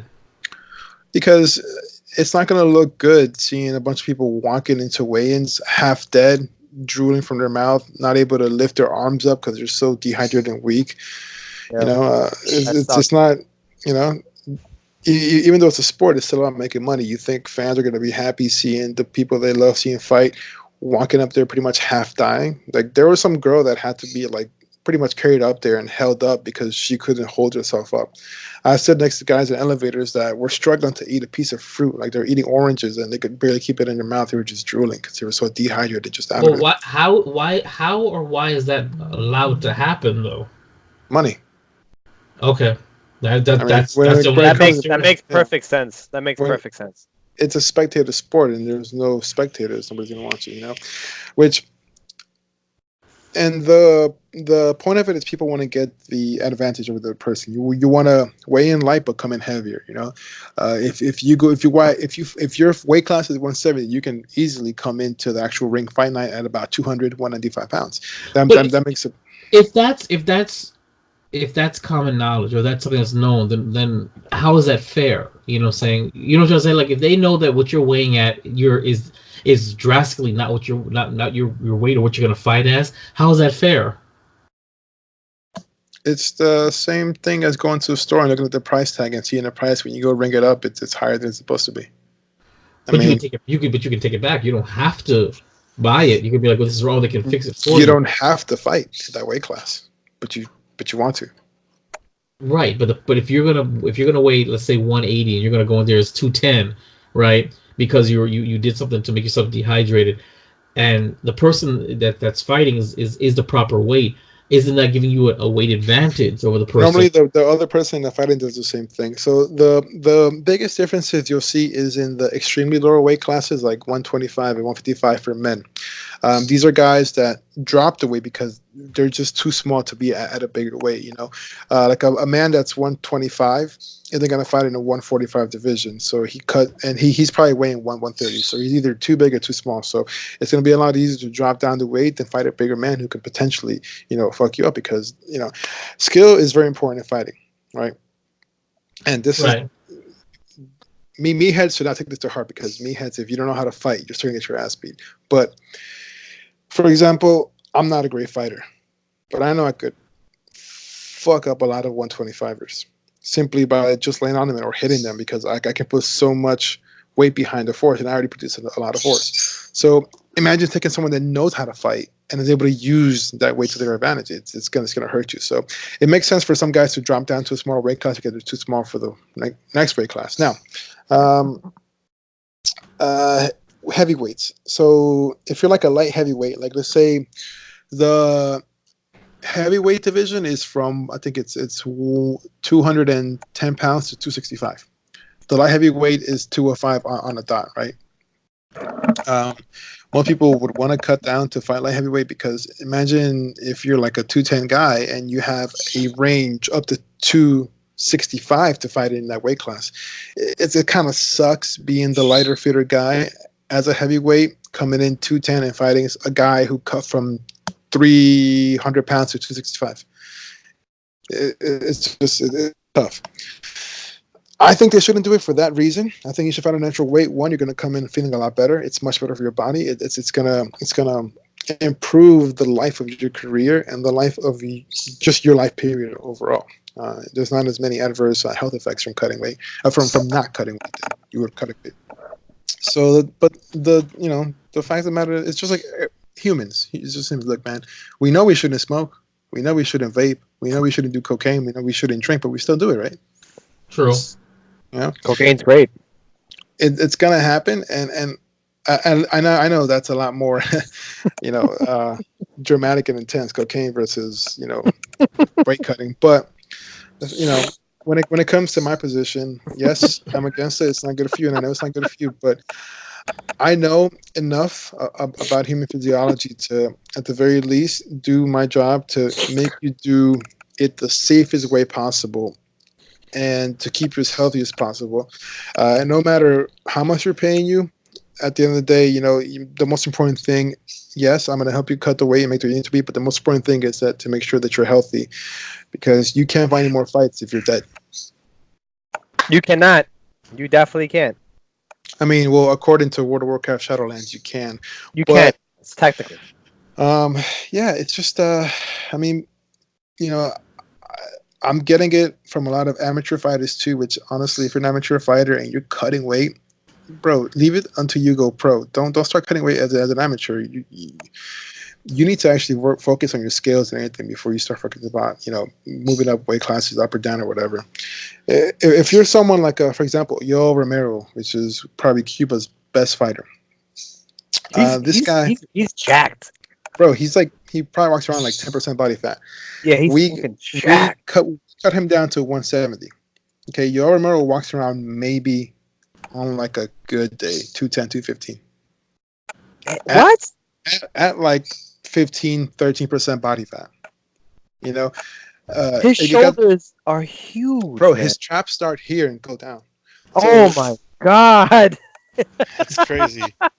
He looks like Apocalypse, but so He looks like Apocalypse. the weight that he had was so bad, and he actually didn't make weight, but because of UFC, he's such a draw. The UFC just kind of let him do a catch weight, but he had like 2 pounds to go, and he just couldn't cut it. He was so dehydrated that at one point he had a full body cramp, but he was like this, just like he was screaming, and he couldn't move. Like his whole body just cramped up. That's crazy. Right? We thought he was gonna die. It's bad, man. But people go to these extremes. So what are you gonna do? I think the best tool you can have is knowledge and understanding, and apply it as best you see fit. And this is something that I can prove. So believe it. Whatever the fuck Vibe says. Listen to everything, but believe only what you can prove. You piece of shit. That. No, I'm not making funny. I genuinely like twisted my tongue trying to say it. It's a good phrase. It is. I agree, because that's what I like about science, and that's what I like about arguing. I only argue about the things that I know I can prove. So, I don't argue about space stuff. Oh, all right, here we go. You wrapped up? All right. Well, thank you, sir. If you want more fitness and nutrition tips, or you like to see some of the sweet UFC posts, and follow my man here on Instagram. That's Darth_Flex, DARTH_FLEXX. We're going to do the triumphant return of Garbanzo's Corner, the Galaxy's Edge experience as told by Garbanzo. Now, Star Wars Galaxy's Edge is a themed area inspired by the Star Wars franchise, located within Disneyland Park and a Disneyland Resort in Anaheim, California, and Disney's Hollywood Studios and Walt Disney Studios Resort in Orlando, Florida. The areas encompass 4 acres in each park. Garbanzo, you just visited Star Wars Galaxy's Edge. I did. Let's hear your review. I'm going to. I'm sorry. I got distracted by a couple things. But here's the skinny of it was. It was amazing. It was beautifully well done. We got there. Luckily, when we ended up going was we were staying in the park at one of the Disney hotels, so we had what's called magic hours. And even then, there was over an hour-long wait within the first 15 minutes of the park being opening for the Millennium Falcon. But the great thing is that with the wait, there's what they definitely did was that they have what's called a Disney Play app, which originally was initiated with Toy Story Land because of the long waits. It's like you can actually play games on your phone that has to do interaction with the things around you. And they basically just grabbed that and turned it up a notch. So as you're walking through the Smuggler's Run, basically the back of house, kind of like when you're going through different areas, there's different games you can play. Like there's different scanning, and you earn credits while you're in there. And as you earn credits, you actually earn prestige. And actually when you actually, depending on how you fly, you get credits, and credits you can unlock different things in the app. And just to kind of, it's kind of a little fun thing for people to do. As you go through, you use like a hide and seek kind of thing. So the line itself, even though you're there for almost an hour and a half to 2 hours, it goes by very quickly because there's a lot of entertainment around you, which is brilliant thing that Disney has done. At this point in time, there's still no fast passes for it, but it's exquisitely well done. The Millennium Falcon is just, it's life size, and it's gorgeous, and it's just amazing. The biggest thing is this: is as you're walking into the area, there's 2 different ways of coming in, either through the Black Spire outpost or coming in through the toy, basically by where Star Tours is at, by on the other side instead of Toy Story Land, and right. It's basically by the ruins. So in the ruins area, you come in, it's a different atmosphere. You have you hear animals and just very peaceful and serenity. Whereas when you start coming in through the main outpost entrance, it's completely different. whereas you start hearing like motors and things like that, like kind of like engines in the background. So it's like you're walking into a space station or kind of things like the buildings that you go to, like the stores you go to, they look like they're just regular buildings. But when you walk up, the doors open up. It's like legit, like you would see in a movie, and you see people walking around constantly. Everyone there, they use certain terminologies. Like when they speak to you, it's bright suns. They only call things credits. Everyone's in character the whole time. I ended up stumbling across a couple scoundrels teaching people how to play sabacc and chance cubes, and I played a couple hands of sabacc there, and they challenge. He goes, well, and the way they described it was like, we'll gladly teach you how to play, but just to give you a heads up, we cannot wager here because Olga will get very upset. Olga wants everything has to go through her. So everyone's in character. They have people from the novels, the recent novels. They're all over the place. I actually had a chance to one of the days to actually go and go to Olga's Cantina. You walk into another world. It's nothing like Mos Eisley like we see in the movies. Like this is like a bustling, like there's creatures that are actually alive at the bar. There's you see like they have RX, the DJ Rex, which is the original driver for Star Tours. He's now the DJ at Olga's, and he's there chatting everybody up. And you actually have a couple different drinks. I ordered 3 of them. The one was called the Best Bin Fizz, which is a red drink. I'll send you a picture later on so we can post it if you want. It's a red drink that actually has hot ice, so it actually bubbles and stuff like that. It's actually really cool. How much was it? Drink, $18. So you're paying. Listen, I've worked in South Beach, the price wise, but it's $18. But you're getting Bacardi Superior Rum and a couple other different like high end. You're not getting well cocktails. Okay. I ordered a fuzzy tauntaun, which is basically like a Fuzzy navel. It's basically no, it's more like I guess you could say a fuzzy navel, but just a drink version. It has peach schnapps in it with some Ciroc peach in it.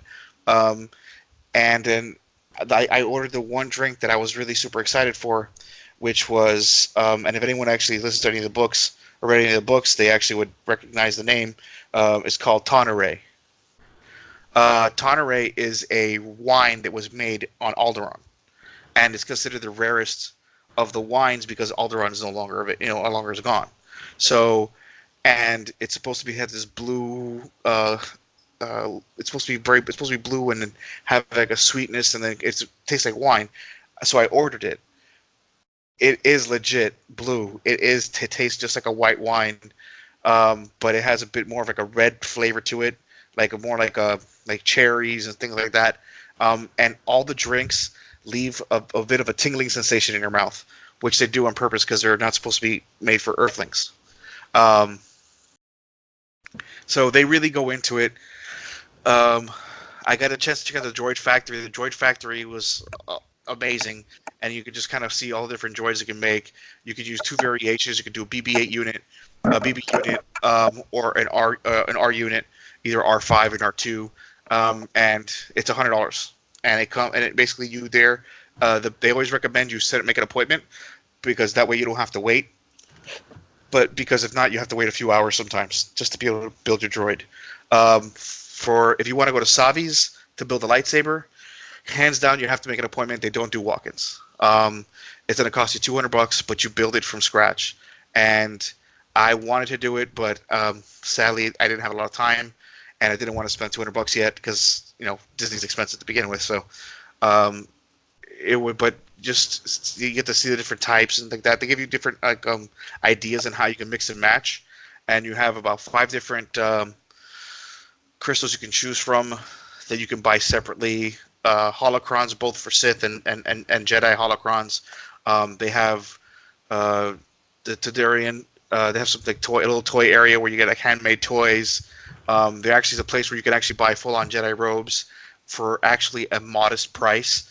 The actual full setup for the top side of the robe, like the without the actual physical the robe that goes on top, it's $60. Which for the material alone, it's actually well made. It feels like wool. It's a great price for a really properly well made outfit and costume. The belt's only like $45-$50, and they come in sizes from extra small to I think it's like 4X or something like that. So they definitely have a wide range, and they don't charge you extra for the larger sizes. I did get my hands on a the thermal detonator cokes. I will say though, for $6, it's a little overpriced, but they were selling like hotcakes, and then it's great because as soon as people see you, it's bright suns, and then when you're leaving, instead of saying goodbye, everyone says, "May the spires keep you." So they keep with that. I did get some video of the stormtroopers walking around, interacting with other guests. This is not like in beforehand where Disney had a very strict policy where the stormtroopers only interacted with children. In Universal Studios, now they will interact with everyone because you're in the actual place. Same thing with Kylo Ren. And you have Rebel spies throughout the area. Chewie walks around, and I saw him literally go up to someone's backpack. It was like a little Chewie backpack, and start petting it, and he's like, and then it's the color commentary. It was amazing, and it was packed. There was lines for everything. People were happy, and I can't wait to go back. There's so much more I wanted to do. I didn't get a chance. I'm sorry. Did you say it was packed? Yes. Okay. Yes. Just asking you to reiterate a statement. That's all I asked. Yes, it was packed. Just like your mouth is right now. What did I do? I didn't say anything. I just asked you a question. Oh no, yeah, and I answered it. I understand. Is it by any chance? I mean, have you wrapped up with your review of this? Basically, the only thing I wanted to add was I can't wait to go back. There's so much more I wanted to do, just kind of like wandering around and kind of bring in the atmosphere, and because it's really like you don't feel like you really feel like you're somewhere else. Like they did an amazing job and setting that up. Now, you know of the coverage we've had with Galaxy's Edge lately, of course, backed up by shut up, Darflex. By the articles we've read, and by the way, this is not just my opinion; it's just the articles we've read based upon projections and the Disney Parks president being fired or resigning, and all the coverage of the fact that it's not they're not meeting their numbers. It's not as populated as people say. Could you say that the fact that they don't have a fast pass is because they don't need a fast pass because there isn't the volume of people there to warrant a fast pass for Galaxy's Edge? That's a stupid fucking question. No, why is that a stupid fucking question? No. Because it's a loaded question, dog. No, it's not. The fast pass is to get past the lines. If they're not offering a fast pass at Galaxy's Edge, is that not a biting indictment to the fact that maybe there is not the population there to warrant the need for a fast pass? It's actually for the same exact reason I didn't offer fast passes for a Flight of Passage for the first 6 to 8 months. It's because they want people to experience the actual journey from one point to another before they start doing that. There is actually a journey that you take while you're in line. There's things that you do. You actually meet Hondo. You speak to him. He actually hires you for jobs while you're in line to do certain things and do accounting and just like literally find things that are hidden. It's an experience, and that's the reason why they haven't opened up the fast pass yet, because they want people to actually go and have an actual experience. They don't, it's some people, some people like foreplay, and I'm sorry that something that's a little foreign to you, so it's okay. So, but the whole thing is that it's a build up to it. It's not, they don't, it's like, they don't want to just like run through and bust and run off. They want to actually experience the whole thing. Okay, that's a really good answer. Now, so we have Squeezy Bits picks next. I think your coverage was fantastic, Garbanzo. I do Check it out. appreciate it. You're not gonna stifle my conversation when it comes How to do we mute him? these topics. That's all I'm saying. All I made was a simple comment and a simple question. That's all I did. Okay, you're the one getting concerned about a simple question and a simple comment. He did answer it. I only have one small gripe. I'm sorry, Garbanzo. We run out of time for Galaxy's Edge. Unfortunately, we do need to move on based upon what. I'm sorry. What were you gonna say? I didn't get a chance to. The only thing with Oka's Bar, because there's so many people trying to go in and out. There is a time limit. You're allowed to be in there at a time. You can make multiple. It's only 45 minutes, but it's a few hours wait. You can make appointments, so on and so forth, and that helps a lot. But even with my appointment that I made, I still waited an hour in line just to get in and for my 45 minutes, and I didn't get a chance to sit at the bar. Right. I hung out with some really cool people that I met from one couple from England, and another couple from Tennessee, all massive Star Wars fans. So it was still really, really cool. But that's the only thing is I wish I could spend a little more time in there and move around, take some more pictures, hang out at the bar if I wanted to. But you have to sit basically where they sit you, and you can ask to be at the bar, but you have to end up waiting longer. I just didn't want to wait.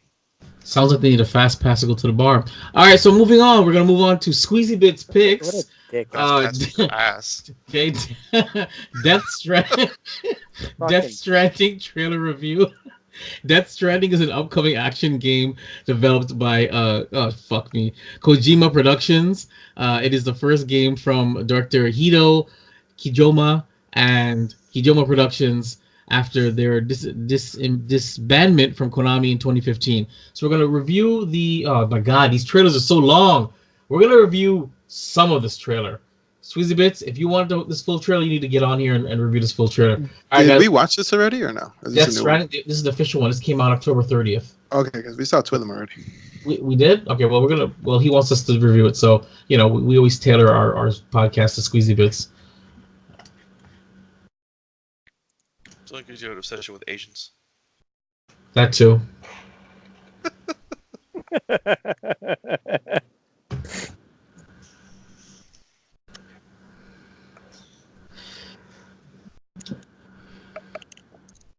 Hey, that's Mads Mikkelsen, right? Mm-hmm. Oh, you guys can't hear this, can you? There we go. Sorry. That is some good mocap.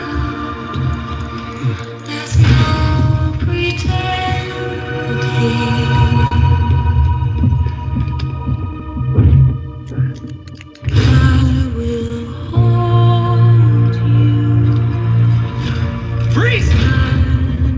Shoot him! Don't shoot the baby! That's a capsule baby. Yeah, that looks good. Looks really good. Anybody seen Children of Men? Yes, good movie.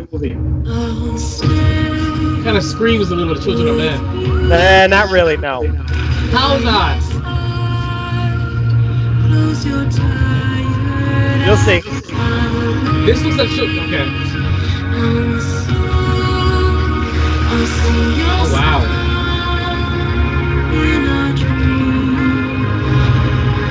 Tell me, Sam, what does America mean to you?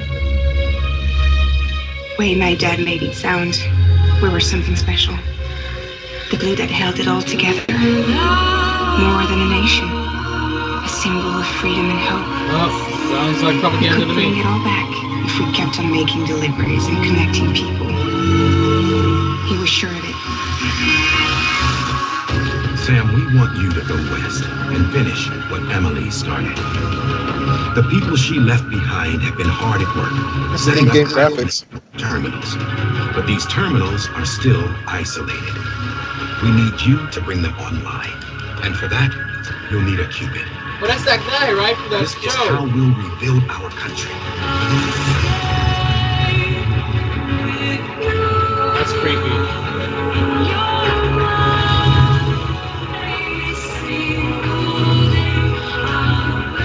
She's fine. Extinction's on hold for now. I'll get ready for you on the beach.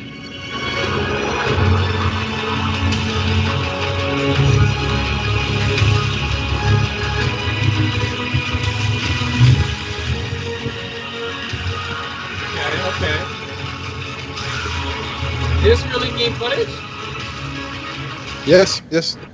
This It's is supposed to be the really good. parts. This is all gameplay stuff. This is one of the trailers that we reviewed a while ago. Not this one, but like the gameplay one. What's the other mark from? Clingy woman in a cave. I see. Aphanphosphobia. Guillermo del Toro. I owe you an apology. Lo was the name you were going to give your own baby if he'd have made it. I should have pieced it together sooner. Don't know what you're talking about. It looks so good. The one I wanted to It stem does. stem. Time's running out. Help Emily. She needs you. You have to break some ties to forge others. You can't be tied to everything.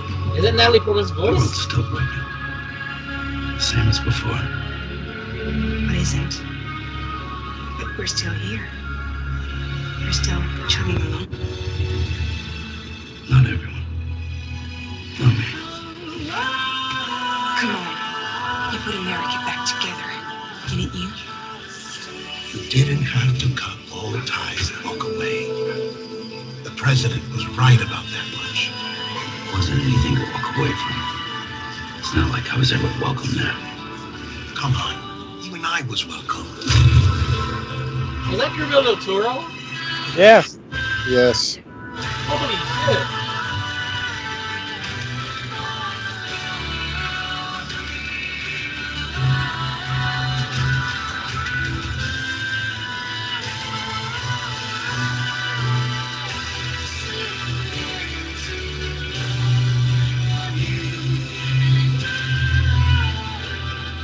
This is literally a movie.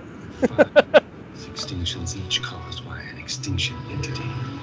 And now it's time for number 6. Take care of Lou. I will. Couldn't find a working still mother is to Port Knot City. It's done and on. No more. The decommissioning order finally crap. came through. Dead. Poor thing was never truly alive. Not in this world, at least.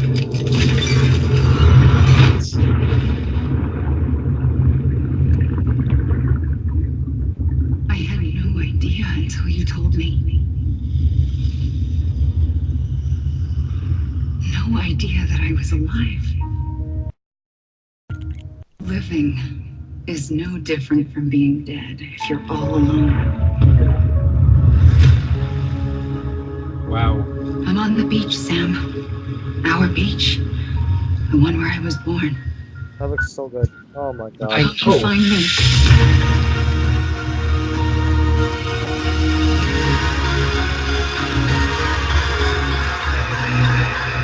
I'm not the only one wearing the tiger. There's your boss man. And that woman. Wow. I didn't mean to watch so much of it, but it kind of got me for a hot minute. We basically played 6 minutes and 18 seconds out of 7 minutes and 54 seconds. Dude, That's Stranding. That's That's a movie. that.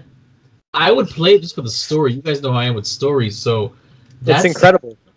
Wow. Good call, Squeezy Bits. Good call. There's actually a Verge article. So, this article comes from TheVerge.com. Death Stranding is a long, bizarre journey that's both breathtaking and boring, apparently. This is what it's saying here. Death Stranding, your character Sam carries a small baby in an orange bottle strapped to his chest. It stays with him at all times. The child, called BB, is essentially a tool. It alerts Sam to ghostly apparitions called BTs, which dot the post-apocalyptic landscape he must traverse. The whole situation is unsettling. BB cries when it gets scared, whether it's because of imminent danger or because you keep falling down a slippery mountain. And the haunting sound it piped through the speakers of the PS4 controller makes it even more unsettling. So the game lasts for upwards of 50 hours, and it's an uncomfortable. But they say that the baby, the feelings, is an uncomfortable nuisance. But eventually, they became attached to the kid, and when it cried, it'd find a safe place to rock it and calm it down. So the relationship between Sam and BB mirrors the experience of Death Stranding, the latest epic game from an enigmatic director, Hideo Kojima. So, and he's also known for working on the Metal Gear Solid games. You guys just saw the trailer. We've got to. I mean, let's give like a quick review, like Darflex. I And you have know, no I have no idea what the story's about, but damn, this game is just wow. I mean, just on visuals alone, I just want to walk around whatever post-apocalyptic world that was, America. yeah, right. Pretty much. I mean, if Yeah, the sorry. the trailers we reviewed in the past showed a little bit more as far as the gameplay goes, it's very interesting. It's still very nice. I guess it's not vague. It's just we don't know what the concept is as far as the world or whatever's going on in the story. But I'm excited to find out. All right, Garbanzo. The whole thing is it's so confusing, but enticing. I have no idea what it's about, but I want to know everything. All right. Joe Taro, are you here? So- if you're on the so- if you're on the air. What I gathered from it from before, because I've actually been doing some like following up on this game, because I will be getting it, is that apparently it's what Flex was saying, a post-apocalyptic, I can never say that goddamn word. See, at least I can speak English. I just don't know how to I do know, right? Japanese. Post-apocalyptic. world. Apocalyptic. Yes. Yeah, Yes. Yeah. Popcorn. So pretty much, and the Death Stranding is in one of the trailers. It showed like the creatures flying and shit. Apparently, I may be wrong, but from what I heard, that's like the Death Stranding. Like that's what it's called. That's what they're called. So you're kind of like, yeah. So it's kind of from what one of my best friends over here has said. He said that it's You got a lot of a best friends. it's basically a UPS game. That's what he calls it. Okay. He calls it UPS. UPS Okay. the game. Why does he say that? Throw it over the fence. Because you're essentially Norman Reedus' character is essentially delivering stuff through a post-apocalyptic world, and that's not the premise of the game, but you could see, and if you read up until now, that's what he does. He's a delivery person. So is that why you think they say that it's breathtaking and boring because all you're doing is delivering stuff? It could. I wouldn't know if it's boring. I haven't played it yet, but breathtaking definitely has my vote. I wouldn't say boring. I don't know yet. I have to play it in order to say boring. I don't think it'll be boring though. I mean, it looks pretty fucking fantastic. So. All right. I agree. I only wanted to watch a couple of minutes, but I couldn't stop watching because the story seems compelling. I did get a Children of Men vibe from it. Definitely got that vibe from it with the whole baby and the now you got me screwing it up. Post-apocalyptic world. It's got, you know what? If you were to throw in Children of Men with a little bit of, and don't at me, Final Fantasy, The Spirits Within. No. It's if you mash those two together, we might know. No. Because Really? outside the domes in The Spirits Within look just as messed up as that world that they showed you, and they have apparitions, those little specters that you can't really see. Just like they said, you can't see them necessarily, and the baby's gonna alert you. Kind of the same concept. And Children of Men, where basically the world has fallen to shit, and it's something to do with the kid. I don't know. It's just a vibe that I got, especially with the first couple of trailers. So I'm actually excited. I might want to buy this game. I just don't want it to be like, garbage. Kingdom Hearts. To me, that's what I'm afraid. No, sir, we are not, because I did not actually look at it, and I didn't think you were gonna. Did you read it? I didn't expect you. I didn't know if you were gonna make it on time. I'm pretty sure Joe Tar didn't read the issue. Yeah, so we're gonna have to do it next weekend. So that's why I took it off the list. So yeah.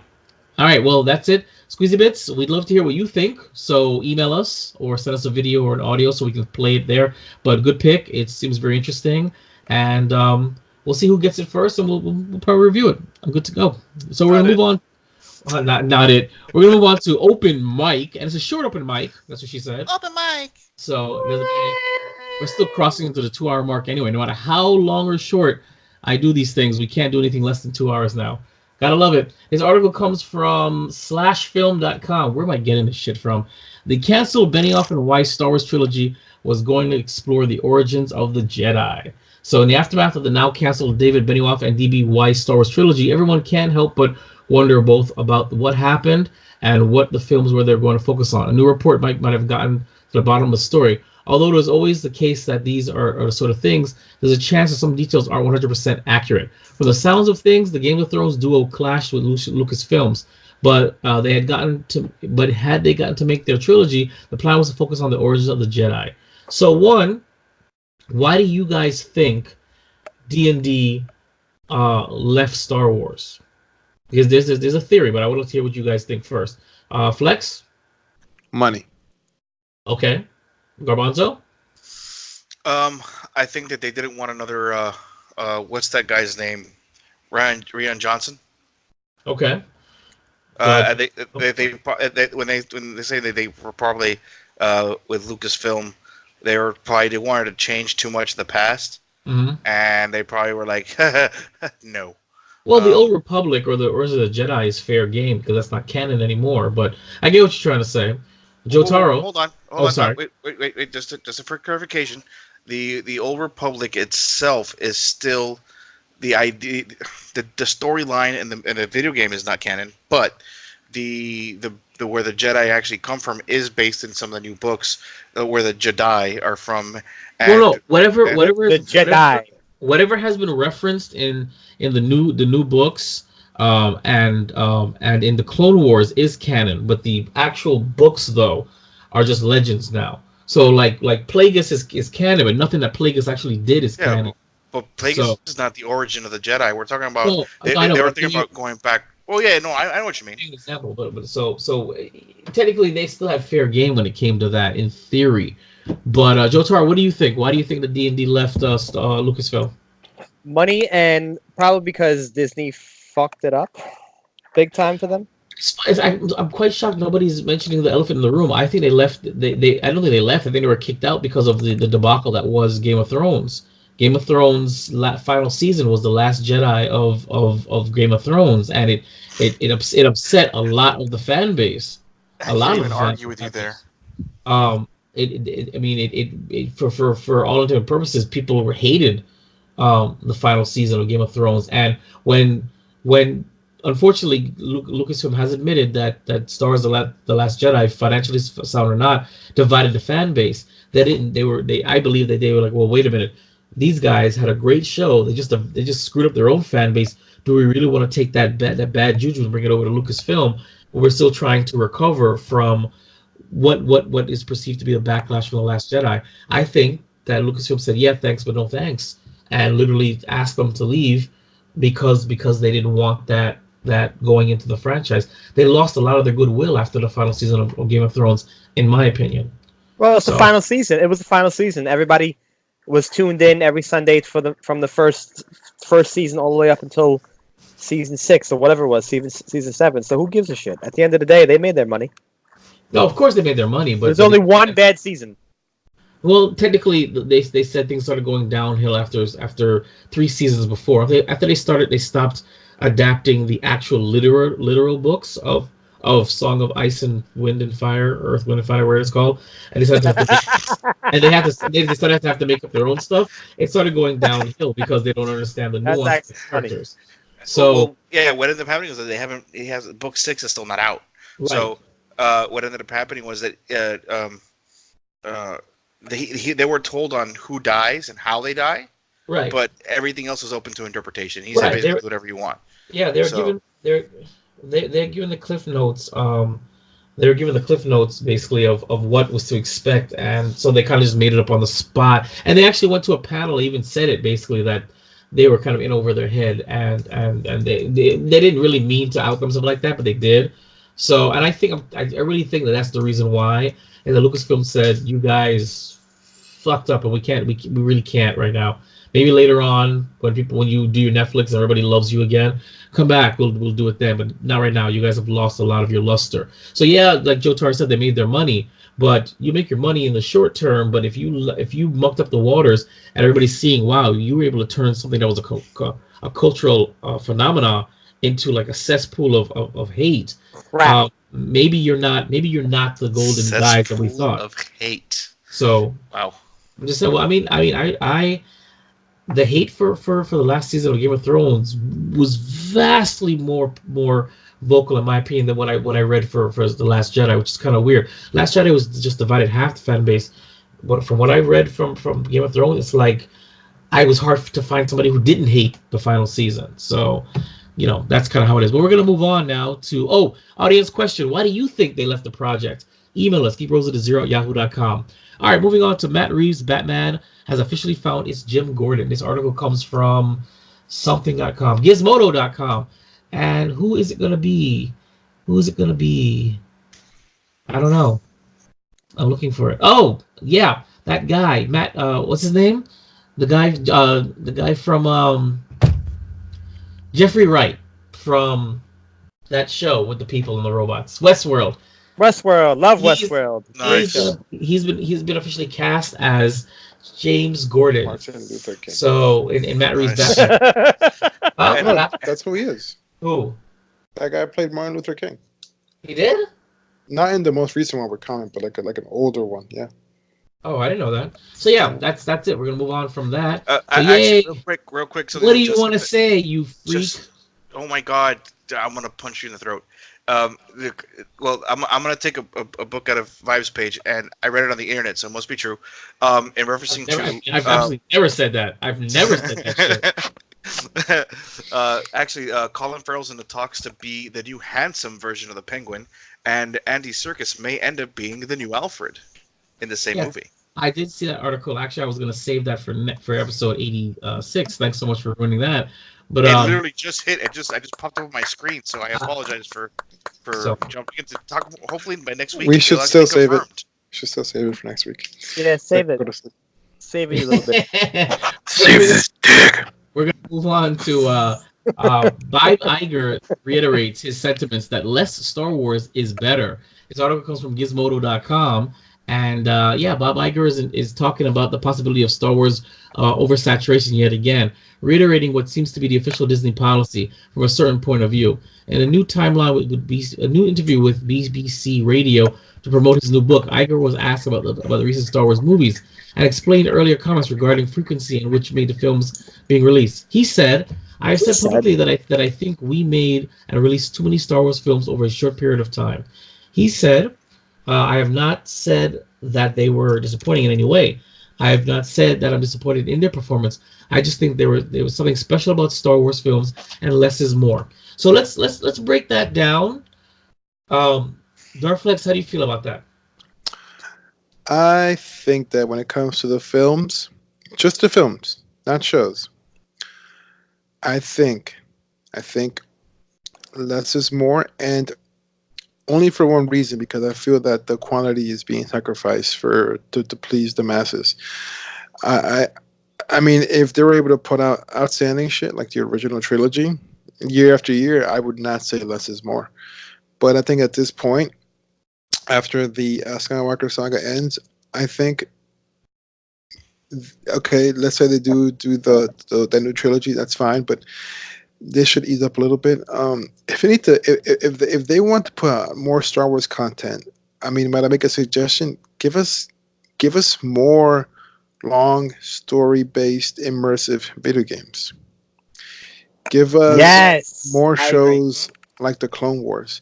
Keep putting out books. I mean, I've enjoyed all the books at many different levels, from great to okay to just a good listen.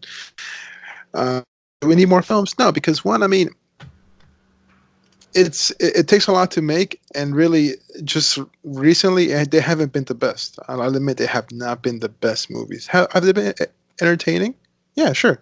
Have they been the best as far as what I think Star Wars should be? Probably not. And I think they should just sit back and really, really think it through, and give us not the Star Wars we need, but the Star Wars we deserve. Right? I mean, I think it's fair to say, if somehow they're able to, put out outstanding content year after year, yeah, go for it, man. But, hey, ease up. The fans aren't going to, I mean, some of them are dying, but we're not going to die yet. We're still going to be here. I think maybe another Battlefront. Maybe another Jedi Outcast or something, or I don't know, whatever, something. Give us. I think what they're doing with the Mandalorian is maybe a route they should take for a little while, and let the movies kind of sit and let them ferment to become something strong and potent. That's All right. right. Wow, that's powerful. Garbanzo. It's not a hidden about the fact of my love for the just Star Wars in general. I do think that they need to take a step back from the movies and create that anticipation. That anticipation for something. I'm loving the books. Keep that coming. I'm looking forward to the new video game to see how that goes. I'm definitely agree with Flex on that, but there's so much more to Star Wars, or even just like that the idea of Star Wars than just the Jedi. Branch out. Movies like Rogue One was very well done. Talk about now the shows of the Mandalorian. I'm not asking for like, hey, I want to watch someone be a moisture farmer on Tatooine for 16 episodes or anything like that. Like, hey, let's go to the Tashi station and get some power converters. No, I mean like actual just like great shows. I don't know, maybe some things about smugglers, or just branch it out, but just take your time, space them out of every few years. People, listen. I survived. Most people survived for a few decades waiting for new films to come out, right? And the fans were still there. New fans were created. These fans aren't going anywhere, and there's plenty of good material out there. Just space it out and make it more fun. I'm down for it. Jotaro. Not really. I don't really have that much comments about this, but I'll let you guys take the lead on this topic. Unless he can sell it, he doesn't want it. Yeah, thank you so much, Jotaro. I respectfully disagree, because what you guys are subscribing to the idea is Star Wars fatigue, and I don't believe in that. Only for the simple fact is that Disney has another property. It's called Marvel. Marvel puts out 3 to 4 movies a year, and not this year they didn't. Right, because they took a break because Endgame was huge, and I get it. That makes sense for the break for that. But what I'm trying to say though is that with the logic you guys are giving it is that the audience for the Marvel movies, they should have been burnt out by Endgame. Endgame shouldn't have made as much money as it was. That's not what I said. That's absolutely 100% not what I said. No, you said they should take a break from because of quality. That's what you said. Not because the audience is getting burnt out. I'm just saying this is strictly on the creators. The audience has nothing to do with it. You can give me all the Star Wars I want. I'm not going to get burnt out. Right, but it's just giving us quantity versus quantity. Right. So it's not about being burnt out. Right. And also, I could still watch Solo over and over again. I'm a favorite movie, but it's not going to burn me out. Right, but you're still doing the quality versus quantity, and I believe the quality and quantity are two separate factions. Between you're assuming that because of the quality suffered, but Marvel for the most part has quality and quantity together at the same time. Yeah, you know what I'm saying? Because they've been doing it. Mm-hmm. That's because they actually do what I was talking about, and referencing to not just Jedi or not just that story kind of line. That's true. Like literally every single storyline being just Captain America. Eventually, Captain America fans are going to be great, but then everyone else is going to be like, well, what about these guys? What about everybody else? What about the Guardians of the Galaxy? What about Ant-Man? What about Wasp? What about Iron Man? How many Star Wars? How many Star Wars films have there been so far in the new Disney regime? I think we're talking about with the new one it'll be 6. 3. They've had it was The Force Awakens, The Last Jedi, Solo, and Rogue One. So it's 4 movies. Out of the 4 movies, only 2 of them focus on the Jedi. Every other one didn't focus on Jedi. So I get what you're saying, but they were trying to branch out. And that's in the course of how many years though? We're looking at like I said, Marvel went over. They did an Avengers movie every 3 years. Okay, they spaced it out enough, and they gave us new information in the middle. That's like literally having Star Wars and then having a movie just about Finn, or having just a movie about a fly movie about Poe Dameron. Mm-hmm. I would be ecstatic as hell for that. Right, I get what you're saying, but again, it's I still don't believe the whole quantity versus quality nonsense. If Star Wars had the quality, quantity wouldn't matter. That's really what the issue is with Star Wars. So I don't believe That's I what I don't just believe said too. I don't believe less is more. No, no. What you said, Garbon Flex, is that what I believe you said is that Garflex. you agree with Bob Iger that it was too much too soon. Did you not agree with that? It's not that it's too soon. It's just what you just said. If the quality is great, I don't have a problem with the quantity. Right. So basically, That's literally the words that I said. well, my response, I'm responding to it by Iger said he's saying that the reason why Star Wars is failing is because it's too much too soon. That's what he said. He said it's too much. He said less is more. And what I'm saying is we're not we're discussing what he said, and basically I'm saying that he's wrong about that because it is not less is more. It can be as much as you want as long as the quality is there. He's not admitting to the fact that Star Wars has lost some of its quality, and that is why there's a difference between having a lot of good food and a lot of crap food. So I'm saying that it's not less is more. Give us our stories once a year, every year, but do a better job of crafting the narrative. Have a plan like Marvel did. Marvel had a plan, and they had a 10-year plan. They worked a 10-year plan and pretty much most of the movies that came out were hits, and they got even better. Actually, the Avengers movies were just a tent pole to the next level, which gave their solo movies even more of a bump, which gave this more of a bump, which gave this more of a bump. And Star Wars is not taking that initiative like Marvel has. And thus, instead of being true and saying, listen, stories kind of sucked. The movies kind of sucked. Like Captain Marvel, yeah. But it still allegedly made money though. And allegedly made $1 billion. Solo it was way better, leagues better than Captain Marvel, and Solo made lost $100 million for Disney. See what I'm trying to say? So that's what I'm saying is I think Bob Iger needs to just be real about it and say, listen, yeah, take a break, but you need to have a plan, a real plan, and craft it out like Marvel has, which is why I believe they're bringing Kevin Feige over. Honestly, they said, yes. No. I think if Star Wars can turn around and use the same format that Marvel's been doing, in other words, layering, not just putting out something that's very similar things, but layering it out. Right. Then I think that'll be more than successful and possibilities there. They just give me a story about Poe Dameron, just literally a Top Gun in space. Come on, I mean, don't tell me that nobody here would be as psyched as hell to watch something like that. I agree. I would absolutely watch I turn the Alphabet Squadron book into a movie just about that, and there you go. I think they're I don't want to use the word wasting, but wasting a lot of their good experimental material on these books and comics when they could throw these things into movies. I don't know why the sequel trilogy did not do some kind of variation on the Yuzon Vong War. That is a totally different scenario. It's not the same Empire versus Rebels nonsense. They should have taken the story further and respected the audience to believe, you know what, we'll accept this. That yes, you won't undo. In my opinion, the Yuzon Vong War in the books didn't undo Return of the Jedi.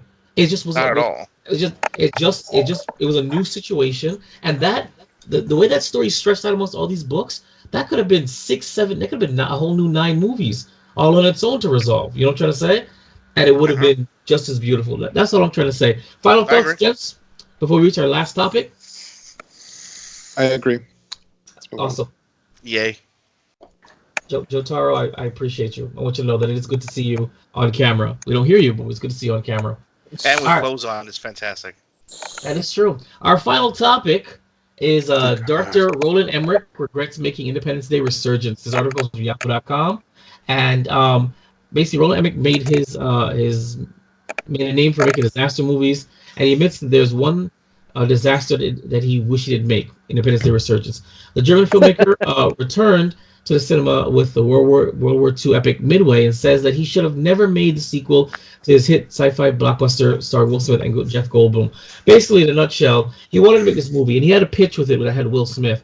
And when Will Smith, he dropped out to do Suicide Squad, he literally admits that he should have stopped it there. He said that was a red flag for him. He said he should have never made the movie without Will Smith, because when Will Smith dropped out, they had to hastily rewrite the script. And that's the reason why the movie came out the way it is, because they had it with Will Smith's character. They had to write him out and they had to do a whole new thing. And he says that he should have taken the hint that when Will Smith exited, he should have not made the movie. What do you guys think? I agree 100%. I agree as well. I never saw it for a You ever reason. saw it? That's good, because it was terrible. I mean, Yeah. it was That's why I bad. for free. It was I paid to see it. Oh, Wow, you're a dumbass. I paid to see it. I You a saw it. dumb Guess hoe. what? You should go to his house and ask for a refund. I paid to no, but I didn't just pay to see it at the movie theater. I paid to see it at iPick. I went to iPick to go see it. Hopefully you bought you're lots a of drinks. Piece of shit. You're a I legit piece of shit. I reclined. I had my free popcorn. I had my restaurant style food. I had my drinks, and I reclined and just looked at this terrible movie. It was bad. Did The you go with ending your kids? terrible. So wait, did you go with your kids or a date? No, it wasn't a date. It was me and Holly. We went on a movie night, Oh, and we went to go see that. And it was we just drank. And at least if you would have brought your kids, I would have sympathized. Like, all right, yeah, you know. Do you know how expensive it is to go with your kids to iPick? Have you lost your mind? Well, they don't buy $200. alcohol. No, they don't buy It's alcohol. not that expensive. Well, No. you should have used that small noggin of yours and not even went in the first place. No, I saw the trailers and I was like, you know what, this might be good. I liked the original Independence Day. I liked it a lot. It was great. It's a great It was movie. good. It was good, clean, mindless fun, and I enjoyed it. And I was hoping for a little bit of that again, but I was just so off put, especially by the end with the school bus and the Boss Health Bar thing. That was just crazy as shit. Wow, and they really expected to have a sequel to that too. Wow, everybody wants to do sequels. All right, well that's it for Keeping the Geek Bros episode 85. Yeah, another 2-hour episode. How do you guys feel? You guys are proud of yourselves? No. Yeah, exactly. You can check love us out on Twitter, Instagram, at Geek Bros with a 0, GEEK 0 S. Email us, geekbros@yahoo.com. Of course, facebook.com/Geek Bros with a 0. Listen to us every Wednesday night at WeBeGeeksPC.com. And watch us several days later, youtube.com/Vibref Studios. Gents, shameless promotions. Go for it, Darflex. You can find me on Instagram and Twitter at DarthFlex. Simple. Oh, yeah? That All right, was super Fonzo. easy. You can find me on the gram, on Twitter, and on the YouTubes at BEANTKE278. That's BeanTeek278. And on Facebook, facebook.com/Garbanzo's Corner. Garbanzo's Corner. Joe Taro. You can find me on Instagram and Twitter, JoeTarro. Oh, boy. On Instagram, I had a brain fart, and then Twitter, JoeTarro. I thought you said you fixed it. You said you fixed the R's. I think I didn't. I guess I didn't. I must have been drunk that day. I don't know. Fantastic. All right, I'm Vibe. You can check me out on Instagram, Twitter, Facebook, YouTube. That's Vibref Studios, VIBEREVSTUDIOS. If this is your first time listening to our broadcast, then please take a moment to subscribe and leave a review on your favorite podcasting app. If you're watching us, then don't forget to subscribe, comment, and share. YouTube has recently changed its algorithm to favor corporate channels, so independent productions like ours aren't being recommended, and it's reducing our views and limiting our exposure to new audience. If you guys see our new numbers, it is god awful after what's going on with the don't do that. I hate you guys. All right, so yeah, by all means, support us, support the channels, and all your independent creators out there, because YouTube is really screwing us over. Thank you for tuning in for Keeping the Geek Bros podcast, and remember, geeking out still sounds this good. Keeping up with the Geek Bros.